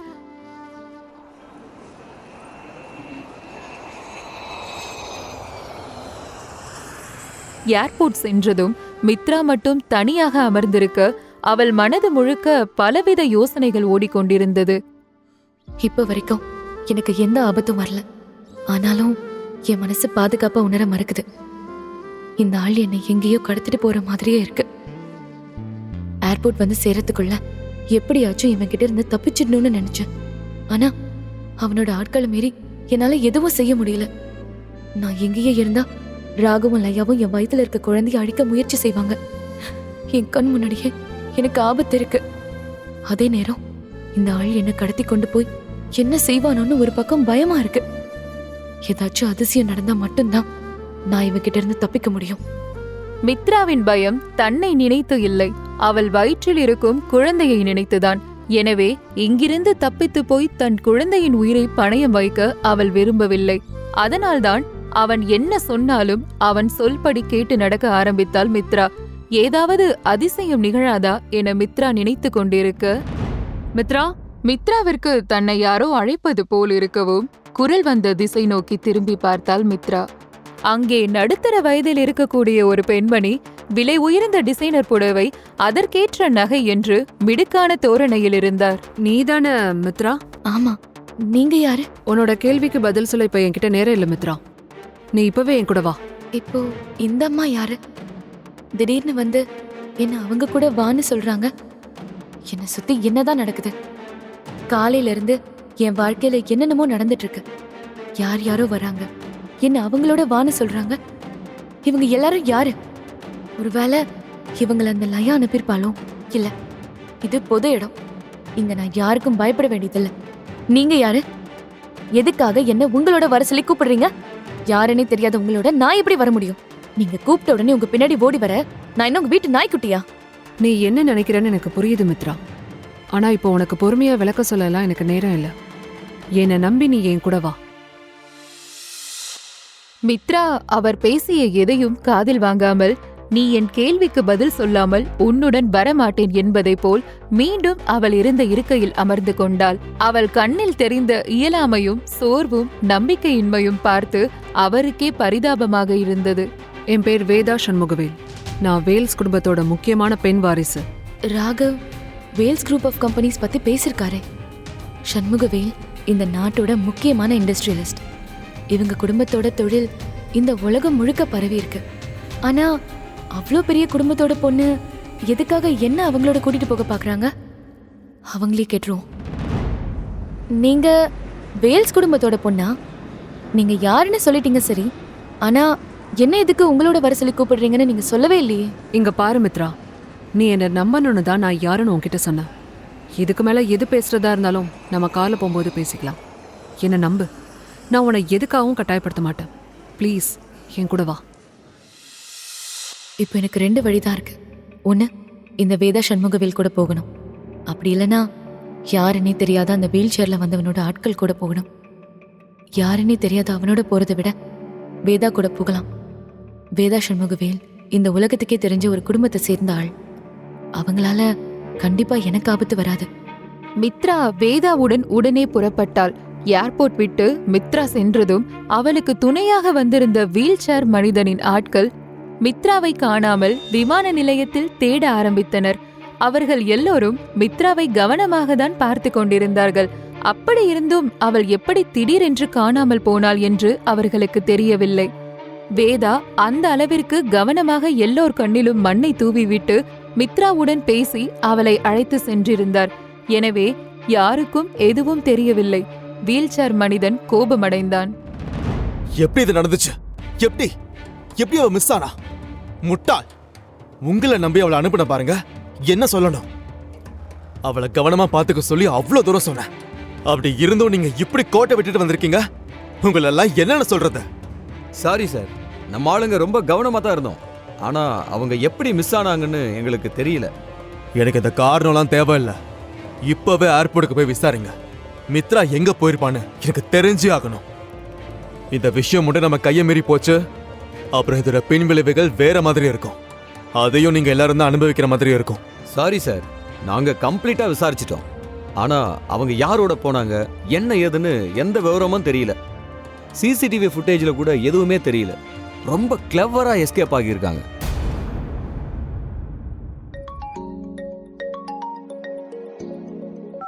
ஹலோ, என்னாச்சு? மித்ரா மிஸ் ஆகிட்டா போல. யார் பேசுறது? நான் யாருன்னு தெரிஞ்சு நீ என்ன செய்ய போற? உனக்கு மித்ரா கிடைச்சிடுவாளா என்ன? நீ யாருன்னு சொல்லலனா என்னால நீ யாருன்னு கண்டுபிடிக்க முடியாதா? ஆமா, நான் மித்ரா தான் தேடிட்டு இருக்கேன். ஆனா அவ காணாம போனதுக்கு நீ மட்டும் காரணம்னு தெரிஞ்சது, அப்புறம் ஒரு 2 கையும் உனக்கு இருக்காது. எதுக்கு இவ்ளோ டென்ஷன் ஆகுற நீ? நான் உன்னோட சண்டை போட உனக்கு கால் பண்ணல, உனக்கு ஹெல்ப் பண்ணதான் கால் பண்ண. சரி, நான் சுத்தி வளைச்சி பேச விரும்பல, நேரடியா விஷயத்துக்கு வரேன். மித்ரா வேதா சண்முகவேல் கூட தான் இருக்கா. என்னது? மித்ரா வேதா சண்முகவேல் கூட இருக்காங்களா? எல்லாரும் வேதாவோட பேரை கேட்டதும் பயந்துட்டீங்களா? இது நல்ல விஷயம் தானே. இத சாக்கா வச்சு நாமளும் அவங்களை சந்திக்க ஒரு வாய்ப்பு கிடைச்சிருக்கு. அதே நேரம் வேதாவுடன் சென்ற மித்ராவுக்கு தன்னை தேடி விமான நிலையத்தில் ஒரு கலவரமே நடந்திருக்கிறது என்று தெரியவில்லை. அவள் மனதுக்குள் தன்னையும் தன் குழந்தையையும் எண்ணி பலவித யோசனைகள் மட்டுமே ஓடிக்கொண்டிருந்தது. வேதாவுக்கும் மித்ராவின் மனதில் இருந்த கேள்வி புரியதான் செய்தது. வேதா மித்ராவிடம் பேசத் தொடங்கினாள். ஏர்போர்ட்ல வச்சு என்னால உன்கிட்ட எல்லா விஷயத்தையும் பேச முடியல மித்ரா. ஆனா இப்போ நான் உன்னோட கேள்விக்கெல்லாம் பதில் சொல்ல தயாரா இருக்கேன். நீ என்ன கேட்கணுமோ இப்ப கேட்கலாம். நாம இப்ப எங்க போறோம்? நீங்க எதுக்காக என்ன உங்களோட கூட்டிட்டு போறீங்க? எனக்கும் உங்களுக்கும் என்ன சம்பந்தம்? என் ஃபேமிலியில இருக்கிறவங்கள மீட் பண்ண போறோம் நம்ம. என்னது? வேல்ஸ் குடும்பத்துல இருக்கிறவங்கள சந்திக்க போறோமா? ஆனா ஏன் நான் எதுக்காக அவங்கள சந்திக்கணும்? ஏன்னா உன் வயித்துல வளர குழந்தை எங்க குடும்பத்தோட வாரிசு. என்னது? நீங்க என்ன சொல்றீங்க? என்கிட்ட விளையாடலையே. கண்டிப்பா இதுக்கு வாய்ப்பே இல்ல. நீங்க சொல்ற மாதிரி நடக்க வாய்ப்பே இல்ல. நீ என்னோட அண்ணன் பையன் ஆதர்ஷ் குழந்தையதான் உன் வயித்துல சுமந்துட்டு இருக்க. அன்னைக்கு நைட் நீ பார்ட்டில மீட் பண்ணது ஆதர்ஷ தான். வேதா பார்ட்டி குறித்து இப்போது பேசும் வரையிலுமே மித்ரா அந்த பார்ட்டி குறித்து யோசித்ததே இல்லை. எனவே அவளுக்கு அதை குறித்து எதுவும் ஞாபகமும் இல்லை. ஆனால் இப்போது அவளுக்கு அந்த பார்ட்டியில் இருந்த ஒருவனின் முகம் மெலிதாக நினைவுக்கு வந்தது. அதை பற்றி யோசிக்க ஆரம்பித்தாள். அன்னைக்கு பார்ட்டியில லயா என்னோட ஜூஸ்ல போதை மருந்து கலந்து கொடுத்துட்டா. அதை குடிச்சதும் என்னையே என்னால கண்ட்ரோல் பண்ண முடியல. நான் என்னோட கட்டுப்பாட்டை மீறி இந்த பக்கமும் அந்த பக்கமும் சாய ஆரம்பிச்சேன். லயா அங்கதான் இருந்தா. ஆனா அவதான் எனக்கு போதை மருந்து கலந்து கொடுத்ததுனால அவ எனக்கு உதவி செய்யல. பார்ட்டியில நான் எல்லா பக்கமும் போதையில தடுமாறி நடக்கிறத பார்த்த ஒருத்தன் எனக்கு ஹெல்ப் பண்ண வந்தான். அவனோட ப்ளூ ஐஸ், ஃபிட்டான பாடின்னு பார்க்கவே ஆள் ரொம்ப அழகா இருந்தான். இப்ப கூட என் மனசுல அவனோட உருவம் பதிஞ்சிருக்கு. அன்னைக்கு நான் அவனை ராகவ்னு தான் நினைச்சேன். மித்ரா அன்று பார்ட்டியில் நடந்தவற்றை மீண்டும் தனது மனதில் ஓட்டி பார்க்க துவங்கினாள். ராகவ், நீங்க வந்துட்டீங்களா ராகவ்? நீங்க எல்லாமே என்னால தனியா இருக்க முடியல ராகவ். நான் உங்களை எவ்வளவு மிஸ் பண்றேன்னு தெரியுமா? Hi, you have mistaken me. நான் ராகவ் இல்லை. போய் சொல்லாதீங்க ராகவ், நீங்க ராகவ் தான். நீ இப்போ சுய நினைவில் இல்லை. பார்க்க குடும்ப பொண்ணு மாதிரி இருந்துக்கிட்டு இவ்வளோ சரக்கு அடிச்சிருக்க நீ. சரி வா, நான் உன்னை உன் ஃப்ரெண்டு கிட்ட விட்டுடுறேன். ஆனால் மித்ரா அவன் கையை விடவே இல்லை. மித்ரா இன்னும் கொஞ்சம் யோசனை செய்து பழைய விஷயங்களை நினைவுபடுத்த பார்த்தாள். ஆனால் யோசிக்க யோசிக்க அவளுக்கு தலைவலிதான் வந்தது. அடுத்து நடந்த எதுவும் அவளுக்கு சுத்தமாக நினைவுக்கு வரவில்லை. ஆனால் கண்டிப்பாக ஆதர்ஷ் தன்னை லயாவிடம் விடவில்லை என்று மட்டும் அவளுக்கு தெளிவாக புரிந்தது. ஏனெனில் தன்னை அவன் லயாவிடம் விட்டு சென்றிருந்தால் அவனது பிள்ளை எப்படி என் வயிற்றில் வளர முடியும்? உங்களுக்கு எப்படி இந்த விஷயம் தெரியும்? ஆதர்ஷ் உங்ககிட்ட இத பத்தி சொன்னாரா? நான் வேதா சண்முகவேல். எனக்கு யாரும் எந்த ஒரு விஷயத்தையும் சொல்ல வேண்டியதில்ல. எனக்கு ஒரு விஷயம் தெரியணும்னு நான் நினைச்சா அது எப்படிப்பட்ட விஷயமா இருந்தாலும் அதை தெரிஞ்சுக்க கூடிய சக்தியும் பலமும் என்கிட்ட இருக்கு. ப்ளீஸ், அன்னைக்கு நைட் என்ன நடந்துச்சு? நீங்களாவது உண்மை என்னன்னு எனக்கு சொல்லுங்க. உண்மை என்னன்னு தெரியாம என் மனசு ரொம்பவே பாரமா இருக்கு. இந்தா மித்ரா, இதுல இருக்கிற போட்டோஸை பாரு. இத பார்த்தா உனக்கே எல்லாம் புரியும். வேதா அவளது போனை கொடுத்து அதிலிருக்கும் போட்டோஸ்களை மித்ராவை பார்க்க சொன்னாள். தயக்கத்துடன் அதை வாங்கி பார்த்த மித்ராவுக்கு அதிர்ச்சியாக இருந்தது. என்ன என்ன இது? நான் லயாவும் என் கூட தான் இருக்கா? அப்புறம் எப்படி? அன்னைக்கு நைட் அந்த பார்ட்டிக்கு வந்த பொண்ணுங்களையே நீதான் மித்ரா ரொம்ப அழகா இருந்த. அந்த பார்ட்டிக்கு வந்த எல்லா ஆண்களோட பார்வையும் உன் மேல மட்டும்தான் இருந்துச்சு. ஆதர்ஷ் கூட உன் அழகுல மயங்கி பித்து பிடிச்ச மாதிரி ஆகிட்டான். அவன் உன்கிட்ட பேச உன்னை நெருங்கி வந்தப்பதான் நீ ராகவ்னு சொல்லி அவன்கிட்ட பேச ஆரம்பிச்சிருக்க.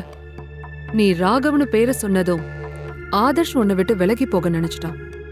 ஆனா கொஞ்ச நேரத்திலேயே லயா அவன்கிட்ட ராகவ் உன்னோட எக்ஸ் ஹஸ்பண்ட், உனக்கும் அவனுக்கும் டிவோர்ஸ் ஆகிடுச்சுன்னு சொல்லிருக்கான்.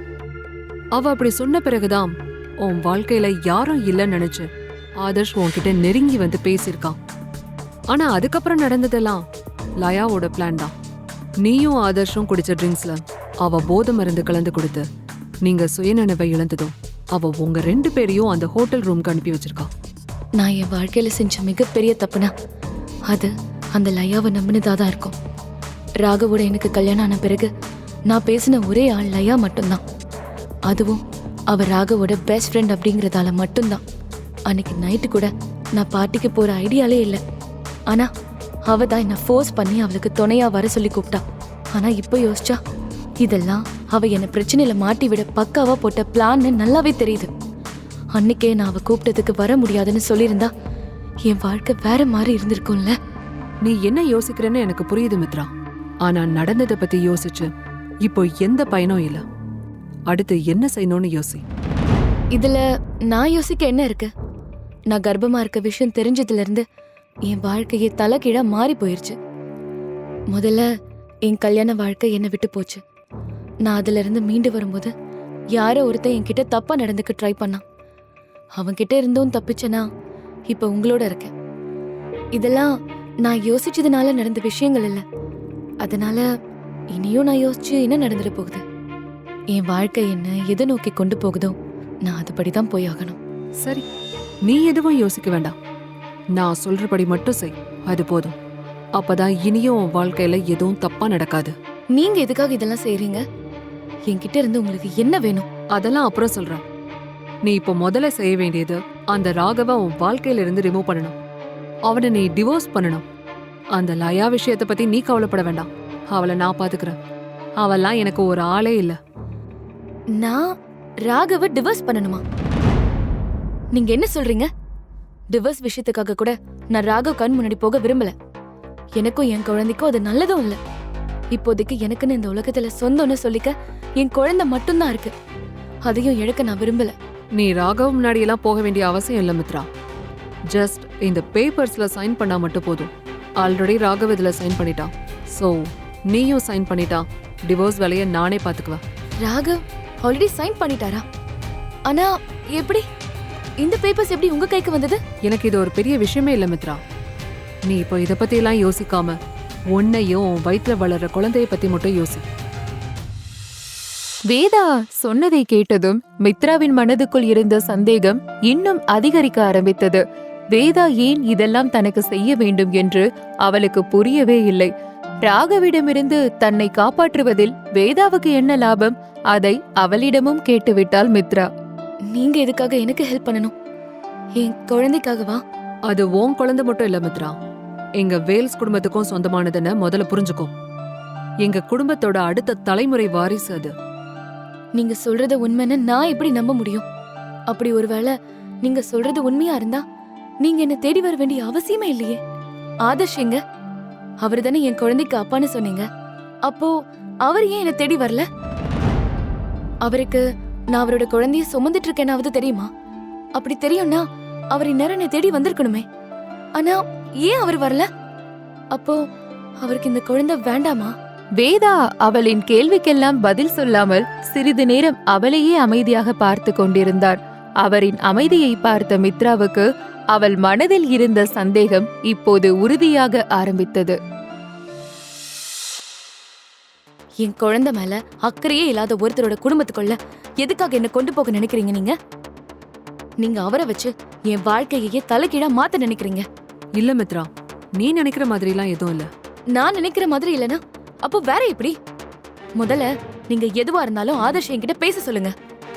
ஆதர்ஷ் இப்போ இந்த உலகத்திலேயே இல்ல மித்ரா. நான் எப்படி அவனை உன்னோட பேச சொல்ல முடியும்? வாட்? என் குழந்தையோட அப்பாவே இப்ப உயிரோட இல்ல. அப்படி இருக்கும்போது வேதா எதுக்காக என்ன அவங்க வீட்டுக்கு கூட்டிட்டு போக நினைக்கணும்? இவங்களுக்கு என்கிட்ட இருந்து என்னதான் வேணும்? மித்ராவின் வாழ்க்கையில் விதியின் விளையாட்டு அதிகமாகவே இருந்தது. அவளுக்கு புது உறவுகள் கிடைத்த அதே நேரம் அவளுக்கு நிறைய அதிர்ச்சிகளும் சேர்ந்தே கிடைத்தது. ஏற்கனவே அவள் வாழ்க்கையில் நிறைய கேள்விகளை எதிர்கொள்ள வேண்டியிருக்கிறது. இப்போதுதான் அதில் ஒரு கேள்விக்கு விடை கிடைத்தது.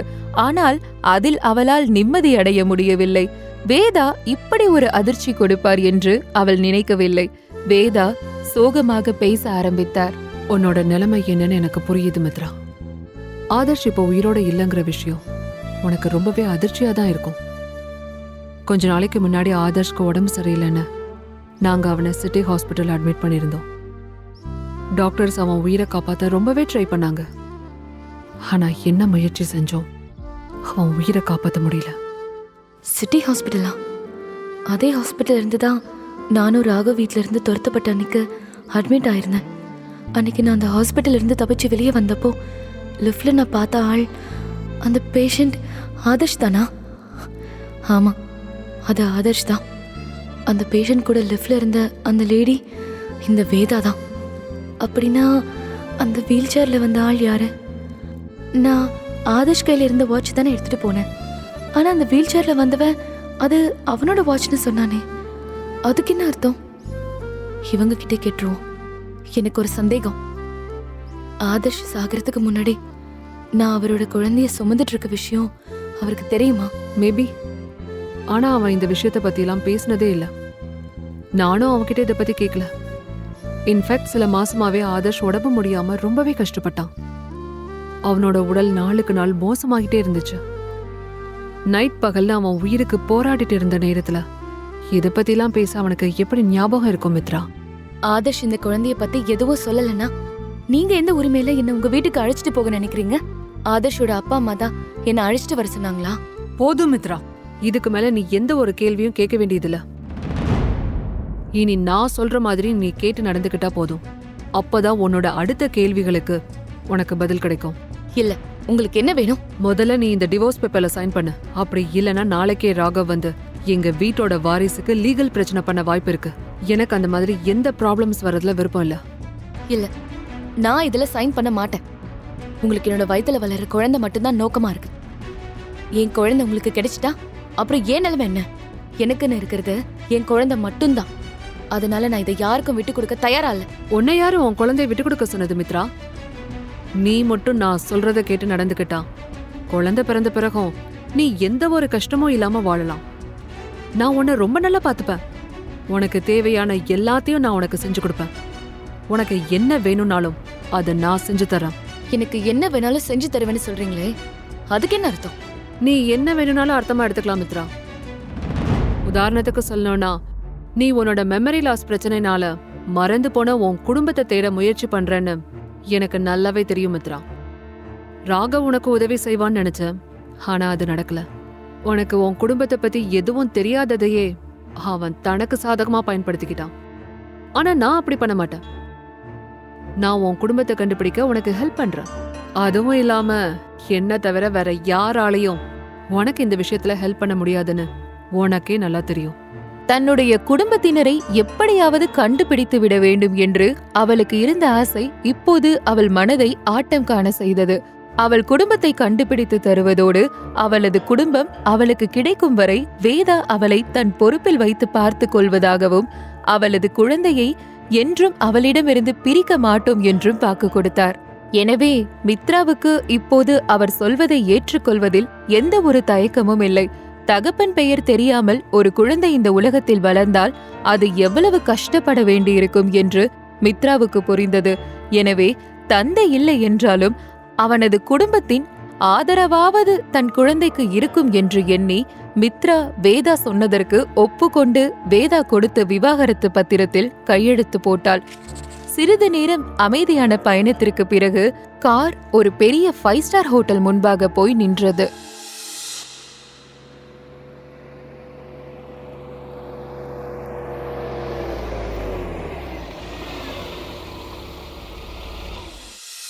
உங்க வீட்டு ஆளுங்களை நாம இங்க ஹோட்டல்ல தான் மீட் பண்ண போறோமா? இல்ல, நீ ஃப்ரெஷ் ஆகுறதுக்காக நான் உன்னை இங்க கூட்டிட்டு வந்தேன். நீ இப்போ வேல்ஸ் ஃபேமிலி ஆட்களை சந்திக்க போற மித்ரா. சோ உன்னோட அப்பியரன்ஸ் அதுக்கு ஏத்த மாதிரி இருக்கணும். நீ உள்ள போனதும் மேனேஜர் உன்னை உனக்கான ரூமுக்கு கூட்டிட்டு போவாரு. அங்க உனக்கு தேவையான திங்ஸ் எல்லாமே இருக்கும். சீக்கிரம் ரெடி ஆயிடு. நான் கொஞ்ச நேரத்துல உன்னை மீட் பண்றேன். மித்ராவுக்காக ஒதுக்கப்பட்ட அறைக்கு அவளை அந்த ஹோட்டலின் மேனேஜர் அழைத்து சென்றார். அங்கே அவளுக்கு தேவையான உடை, நகை என அனைத்தும் தயாராக இருந்தது. ஸ்கை ப்ளூ நிற டிசைனர் புடவை இருக்க அதை எடுத்து அணிந்து கொண்ட மித்ராவுக்கு அந்த புடவை ரொம்பவே பொருந்தி போக ஒரு தேவதை போல் இருந்தாள் அவள். அவளின் உடல் வளைவுகள் அந்த புடவையில் நளினமாக வெளிப்பட்டது. மித்ரா தயாராகி வெளியே வந்ததும் அவளை பார்த்த வேதாவின் கண்கள் ஆச்சரியத்தில் விரிய ஆரம்பித்தது. பின்னர் வேதா சென்று காரில் ஏற ஹோட்டல் மேனேஜர் தன்னிச்சையாக மறுபக்கம் சென்று மித்ரா காரில் ஏற அவளுக்காக கதவை திறந்து விட்டார். மித்ராவின் அழகை கண்ட வேதாவுக்கு ஆதர்ஷ் ஏன் ஒரே பார்வையில் மித்ராவிடம் விழுந்து விட்டான் என்று புரிய ஆரம்பித்தது. நீ ரொம்ப அழகா இருக்க மித்ரா. அழகுல நீ எங்க குடும்பத்துக்கு ரொம்ப பொருத்தமான பொண்ணாவும் இருக்க. ஆனா உன்னோட அப்பியரன்ஸ் மட்டும் இல்ல, உன்னோட பிஹேவியரும் பார்த்தாதான் நீ எங்க ஃபேமிலி லைஃப் ஸ்டைலுக்கு பொருந்தி போவியா இல்லையான்னு தெரியும். மித்ரா அதற்கு, என்னால முடிஞ்ச அளவுக்கு நான் உங்க குடும்பத்தோட பொருந்தி போக ட்ரை பண்றேன். அதெல்லாம் இருக்கட்டும், நீங்க இப்போ என்னன்னு சொல்லி உங்க ஃபேமிலி முன்னாடி அறிமுகம் செஞ்சு வைப்பீங்க?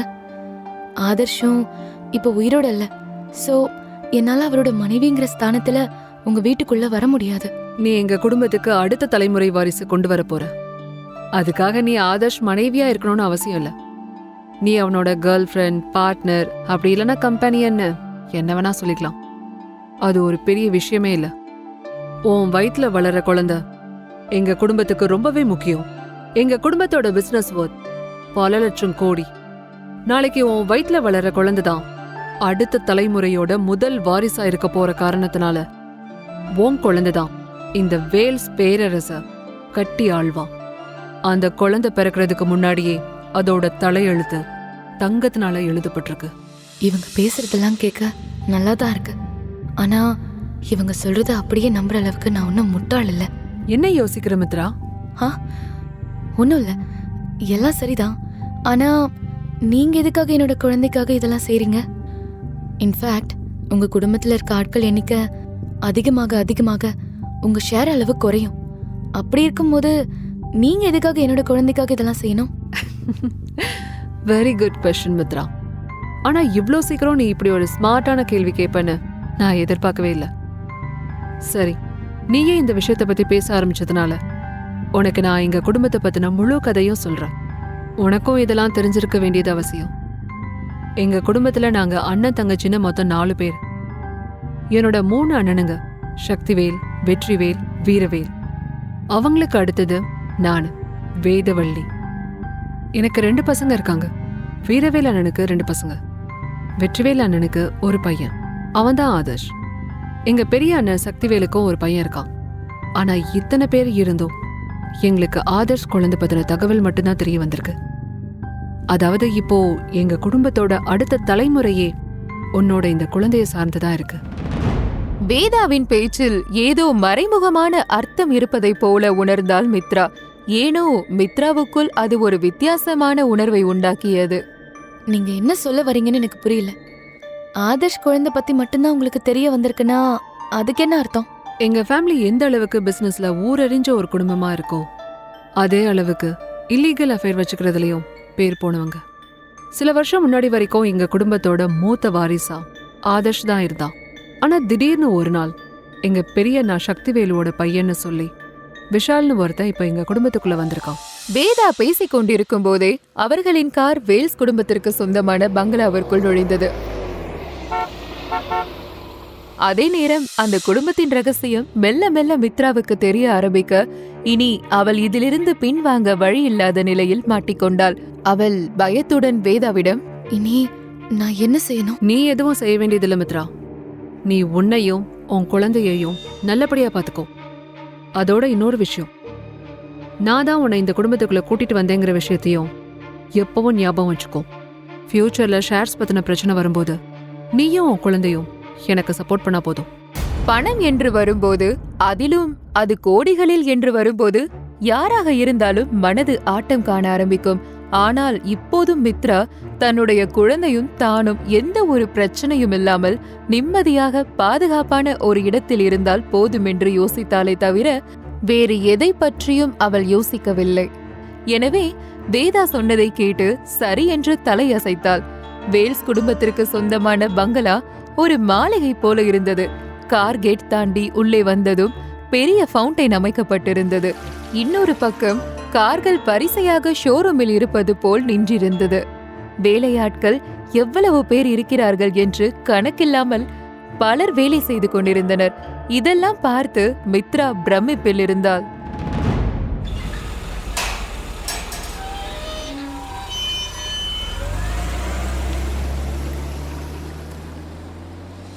மித்ரா காரில் இருந்து இறங்கி வர வீட்டினுள் இருந்த கோட் சூட் அணிந்தபடி ஒருவர் வெளியே வந்தார்.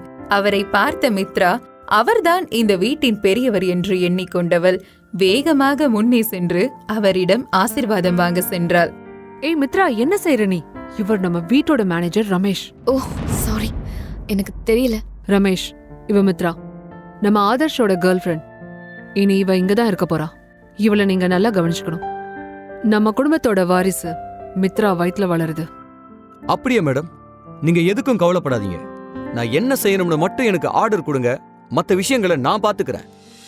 ரமேஷை பார்த்து மித்ரா கொஞ்சம் அதிர்ச்சியாகிவிட்டாள். ஏனெனில் இதுவரை அவள் ஹோட்டல், ஆபீஸ் இது போன்ற இடங்களில் தான் மேனேஜர் இருந்து பார்த்திருக்கிறாள்.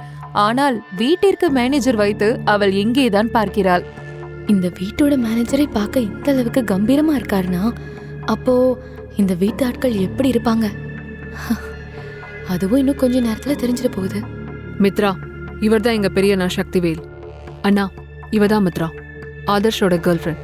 மித்ரா யோசித்துக் கொண்டிருந்த போதே அவளை உள்ளே வரச் சொல்லி சைகை செய்த வேதா இருவரையும் ஒருவருக்கொருவர் அறிமுகம் செய்து வைத்தார். சக்திவேல் அவரின் இருக்கையில் அமர்ந்திருக்க அவரை பார்த்த மித்ராவுக்கு பயம் உண்டாகியது. அதில் அவளுக்கு தலை சுற்ற ஆரம்பிக்க நிலை தடுமாறி கீழே விழ போனாள் அவள். வேதா உடனேயே அவளை தாங்கி பிடித்துக் கொண்டார். என்னாச்சு மித்ரா? நீ என்ன இவ்ளோ பலவீனமா இருக்க? இனி நீ உன் ஹெல்த் விஷயத்துல இன்னும் கொஞ்சம் கவனமா இருக்கணும். இல்ல, அதெல்லாம் ஒண்ணும் இல்ல.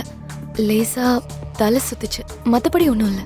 வேதாவின் அண்ணன் சக்திவேல் சமூகத்தில் மிக பெரிய அந்தஸ்தில் இருக்கும் பெரிய மனிதர். எனவே அவரை பார்த்த பதட்டத்தில் அவளுக்கு மயக்கம் வந்திருக்கும் என்று எண்ணினார் வேதா. ஆனால் உண்மை அதில்லை. உண்மை என்னவென்றால் சக்திவேலுவின் தோற்றம் எல்லோரையும் பயமுறுத்தும் விதத்தில்தான் இருக்கும். அவர் பார்க்க கருமை நிறத்தில், ஒல்லியான தேகம், பெரிய சிவந்த கண்கள் என்று யாரையும் எளிதில் பயமுறுத்தக்கூடிய தோற்றத்தில் இருந்தார். மித்ராவும் அவரை பார்த்து பயந்து விட்டதாக சொல்லி அவரை சங்கடப்படுத்த விரும்பாமல் அமைதியாக முன்னே சென்று அவர் காலில் விழுந்து ஆசீர்வாதம் வாங்கிவிட்டு வந்து வேதாவின் அருகே நின்று கொண்டாள். சோ நீதான் மித்ரா இல்லையா? வேதா உன்னை பத்தி நிறைய சொல்லியிருக்கா. ஒரு வழியா இன்னைக்கு உன்னை நான் நேர்லயும் பார்த்துட்டேன். இப்போ உனக்கு உடம்புக்கு எப்படி இருக்குமா? செக்கப் எல்லாம் கவனமா போறியா? ஆமா, நல்லா இருக்கேன். போன வாரம் தான் செக்கப் போயிட்டு வந்தேன். டாக்டர் செக் பண்ணி பார்த்துட்டு எல்லாம் நல்லபடியா இருக்கிறதா சொன்னாங்க. ரொம்ப நல்லது. இன்னிலிருந்து நீ எதை நினைச்சோ கவலைப்படக்கூடாது. நாங்க எல்லாரும் இருக்கோம் உனக்கு. வேதா உன்னை நம்ம டாக்டர் கிட்ட கூட்டிட்டு போவா. இனி அவங்க உன்னை கவனமா பார்த்துக்குவாங்க. எங்களால உன் குழந்தைக்கு அப்பாவை தவிர மற்ற எல்லாத்தையும் கொடுக்க முடியும். ஓ குழந்தைக்கு அப்பா இல்லைங்கிற எண்ணமே வராத அளவுக்கு நாங்க எங்க குடும்ப வாரிசுக்கு ஒரு நல்ல வாழ்க்கையை கொடுப்போம். அவரின் பேச்சை கேட்ட மித்ரா ஏதோ பதில் சொல்ல வர அதற்குள் அவள் பின்னால் யாரோ வந்து நின்றது போல இருக்கவும் வேகமாக திரும்பி பார்த்தாள். இவன் தான் என் பையன் விஷால். இது எப்படி பாசிபிள்? இவனை பார்க்க அப்படியே ஆதர்ஷ் மாதிரியே இருக்கான். இன்னைக்கு அங்க வீல் சேர்ல வந்தவனும் இதே மாதிரி தான் இருந்தான். ஆனா இவன் பேரு விஷால்னு சொல்றாங்களே, அப்படின்னா என்ன அர்த்தம்? இவங்க 3 பேரும் ஒரே தோற்றத்துல இருக்கிற 3 பேரா, இல்ல 3 பேருமே ஒரே ஆளா? எனக்கு ரொம்ப குழப்பமா இருக்கு. மித்ரா, எங்க பெரிய அண்ணன் சக்திவேலும் 2வது அண்ணன் வெற்றிவேலும் ஐடென்டிக்கல் ட்வின்ஸ். அதான் விஷாலும் ஆதர்ஷும் பார்க்க ஒரே மாதிரி இருக்காங்க. அப்போ என்னை கடத்திட்டு போக வந்த அந்த 3வது ஆள் யாரு? அவன் பேர் கூட என்னன்னு கேட்காம விட்டுட்டேனே நானு. மித்ரா மித்ரா மித்ரா, நான் உங்களை தான் கூப்பிடுறேன். என்ன யோசனை இருக்கீங்க நீங்க? நீங்க ரொம்ப டயர்டா இருக்கீங்க போல. உங்களுக்கு ரூம் ரெடியா இருக்கு, நீங்க போய் ரெஸ்ட் எடுங்க. அத்தை, முன்னாடி விட தாத்தாவுக்கு இப்போ உடம்பு பரவாயில்ல. இந்த வாரம் அவர் நம்ம ஃபேமிலியை மீட் பண்றேன்னு சொல்லியிருக்காரு. தாத்தா வரும்போது நீங்களும் கண்டிப்பா இருக்கணும். ஓகே விஷால், நீ தாத்தா வரும்போது செய்ய வேண்டிய எல்லா ஏற்பாட்டையும் பார்த்துக்கோ. நான் மித்ராவை கூட்டிட்டு போய் அவளோட ரூம்ல விட்டுடுறேன். நாம நாளைக்கு பார்க்கலாம். வேதா விஷாலை பார்த்து பொய்யான ஒரு சிரிப்புடன் அங்கிருந்து மித்ராவை அழைத்துக் கொண்டு வெளியே சென்றார். அவர்கள் செல்வதை பார்த்த விஷாலும் சக்திவேலும் ஒருவரையொருவர் பார்த்து சிரித்துக் கொண்டார்கள். பின்னர் விஷால் தன் அப்பாவிடம் பேச ஆரம்பித்தான். ஆனால் அவன் கண்கள் மட்டும் மாடிக்கு செல்ல படியேறி கொண்டிருந்த மித்ராவின் மீதே இருந்தது. அவளின் அழகு அவனை பிரமிக்க வைத்தது. அதே நேரம் மித்ராவின் கவனமும் விஷால் மீதே இருந்தது. இவர்களின் இருவருக்கும் இடையே உண்டான இந்த பார்வை பரிமாற்றத்தை வேதாவும் கவனிக்க தவறவில்லை. விஷால் பார்க்க அழகான பையன் மட்டும் இல்ல மித்ரா, ரொம்பவே புத்திசாலியானவன். அவன் இங்க குடும்பத்துக்குள்ள வந்து கொஞ்ச நாள் தான் ஆகுது. ஆனா அதுக்குள்ளேயே அவன் இங்க ஒரு முக்கியமான ஆளா ஆகிட்டான். அவனுக்கு சப்போர்ட் பண்ண கண்டிப்பா யாரோ அவன் பின்னாடி இருக்காங்க. ஆனா அது யாருன்னு தான் தெரியல. அப்படி இல்லைன்னா கம்பெனி பொறுப்புகளை கையில எடுத்த ஒரே மாசத்துல அவன் இந்த அளவுக்கு வெற்றியை காமிச்சு கம்பெனிக்குள்ள நிரந்தரமான ஒரு இடத்தை பிடிச்சிருக்க முடியாது. உனக்கு விஷால பிடிச்சிருக்கா மித்ரா? என்னது? மனசுல என்ன இருக்கோ அத மறைக்காம உண்மையை சொல்லு மித்ரா. விஷால் மாதிரி ஒரு அழகான பையனை பாக்குற எந்த ஒரு பொண்ணுக்கும் அவன் மேல ஈர்ப்பு உண்டாகதான் செய்யும். நீங்க சொல்றது உண்மைதான். விஷால் ரொம்ப அழகா இருக்காரு. ஆனா அதுக்காக நான் என் மனசை கண்டபடி அலைய விடுற ஆள் இல்ல. இதுல என்ன தப்பு இருக்கு மித்ரா? உண்மையை சொல்லணும்னா எங்க குடும்பத்து பசங்க எல்லாருமே ரொம்ப அழகா தான் இருப்பாங்க. எங்க ஃபேமிலி ஜீன் அப்படி. ஒரு பொண்ணா உனக்கு விஷால் மேல ஈர்ப்பு வர்றது சகஜம், ஏன்னா உன் வயசு அப்படி. ஆனா அதையெல்லாம் தாண்டி இப்ப நீ விஷாலுக்கு அண்ணி முறையில இருக்க. சோ உன் மனசுல வேற எந்த எண்ணத்தையும் வளர்த்துக்காத. அது உனக்கும் உன் குழந்தைக்கும் நல்லதில்ல. உன் குழந்தைக்கு வருங்காலத்துல அவனும் ஒரு எதிரிதான். அதனால நீ அவனை விட்டு விலகி இருக்கிறது தான் உனக்கு நல்லது. அவன் ரொம்பவே தந்திரமான ஆள். ஒரே ஒரு சின்ன வாய்ப்பு கிடைச்சா கூட அவன் உன்னை அட்டாக் பண்ண ரெடியா இருப்பான். சரிங்க, நான் ரொம்ப கவனமா இருப்பேன். ஏற்கனவே காதல்ன்ற பேர்ல என் வாழ்க்கையில நடந்த பிரளயம் போதும். இனியும் நான் யாரையும் நம்ப தயாரா இல்ல என இருவரும் பேசிக்கொண்டே மித்ராவிற்கு ஒதுக்கப்பட்டிருந்த அறைக்கு வந்து சேர்ந்தனர். இனி இதுதான் உன்னோட ரூம் மித்ரா. உனக்கு ஏதாச்சும் தேவையா இருந்தா நீ என்ன கூப்பிடு, இல்லனா நம்ம மேனேஜர் ரமேஷை கூப்பிடு. இன்னொரு விஷயம் மித்ரா, நீ இந்த வீட்டுக்கு வர காரணம் நான் தான். என்ன நடந்தாலும் இதை மட்டும் மறக்காம மனசுல வச்சுக்கோ. இங்க என்ன நடந்தாலும் நீ எனக்கு தான் சப்போர்ட் பண்ணணும்.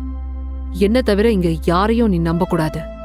அதுவும் இந்த குடும்பத்துல இருக்கிற எந்த ஆம்பளையையும் நீ நம்பவே கூடாது. பேசி முடித்ததும் வேதா அங்கிருந்து புறப்பட மித்ரா கதவை திறந்து கொண்டு அறைக்குள் சென்றாள். அந்த அறை மிகவும் பெரியதாக 5 ஸ்டார் ஹோட்டல் ரூம் போல் அழகாக வசதியாக இருந்தது.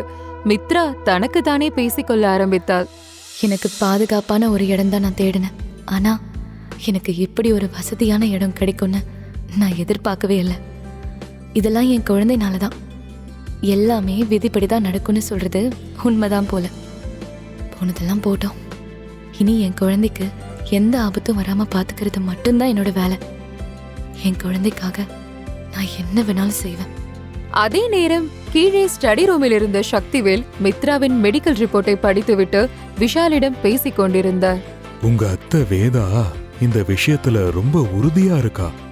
ஆதர்ஷ் சாகரத்துக்கு முன்னாடி இப்படி அவனுக்கு ஒரு வாரிச இந்த உலகத்துல விட்டுட்டு போயிருப்பான்னு யாருக்கு தெரியும்?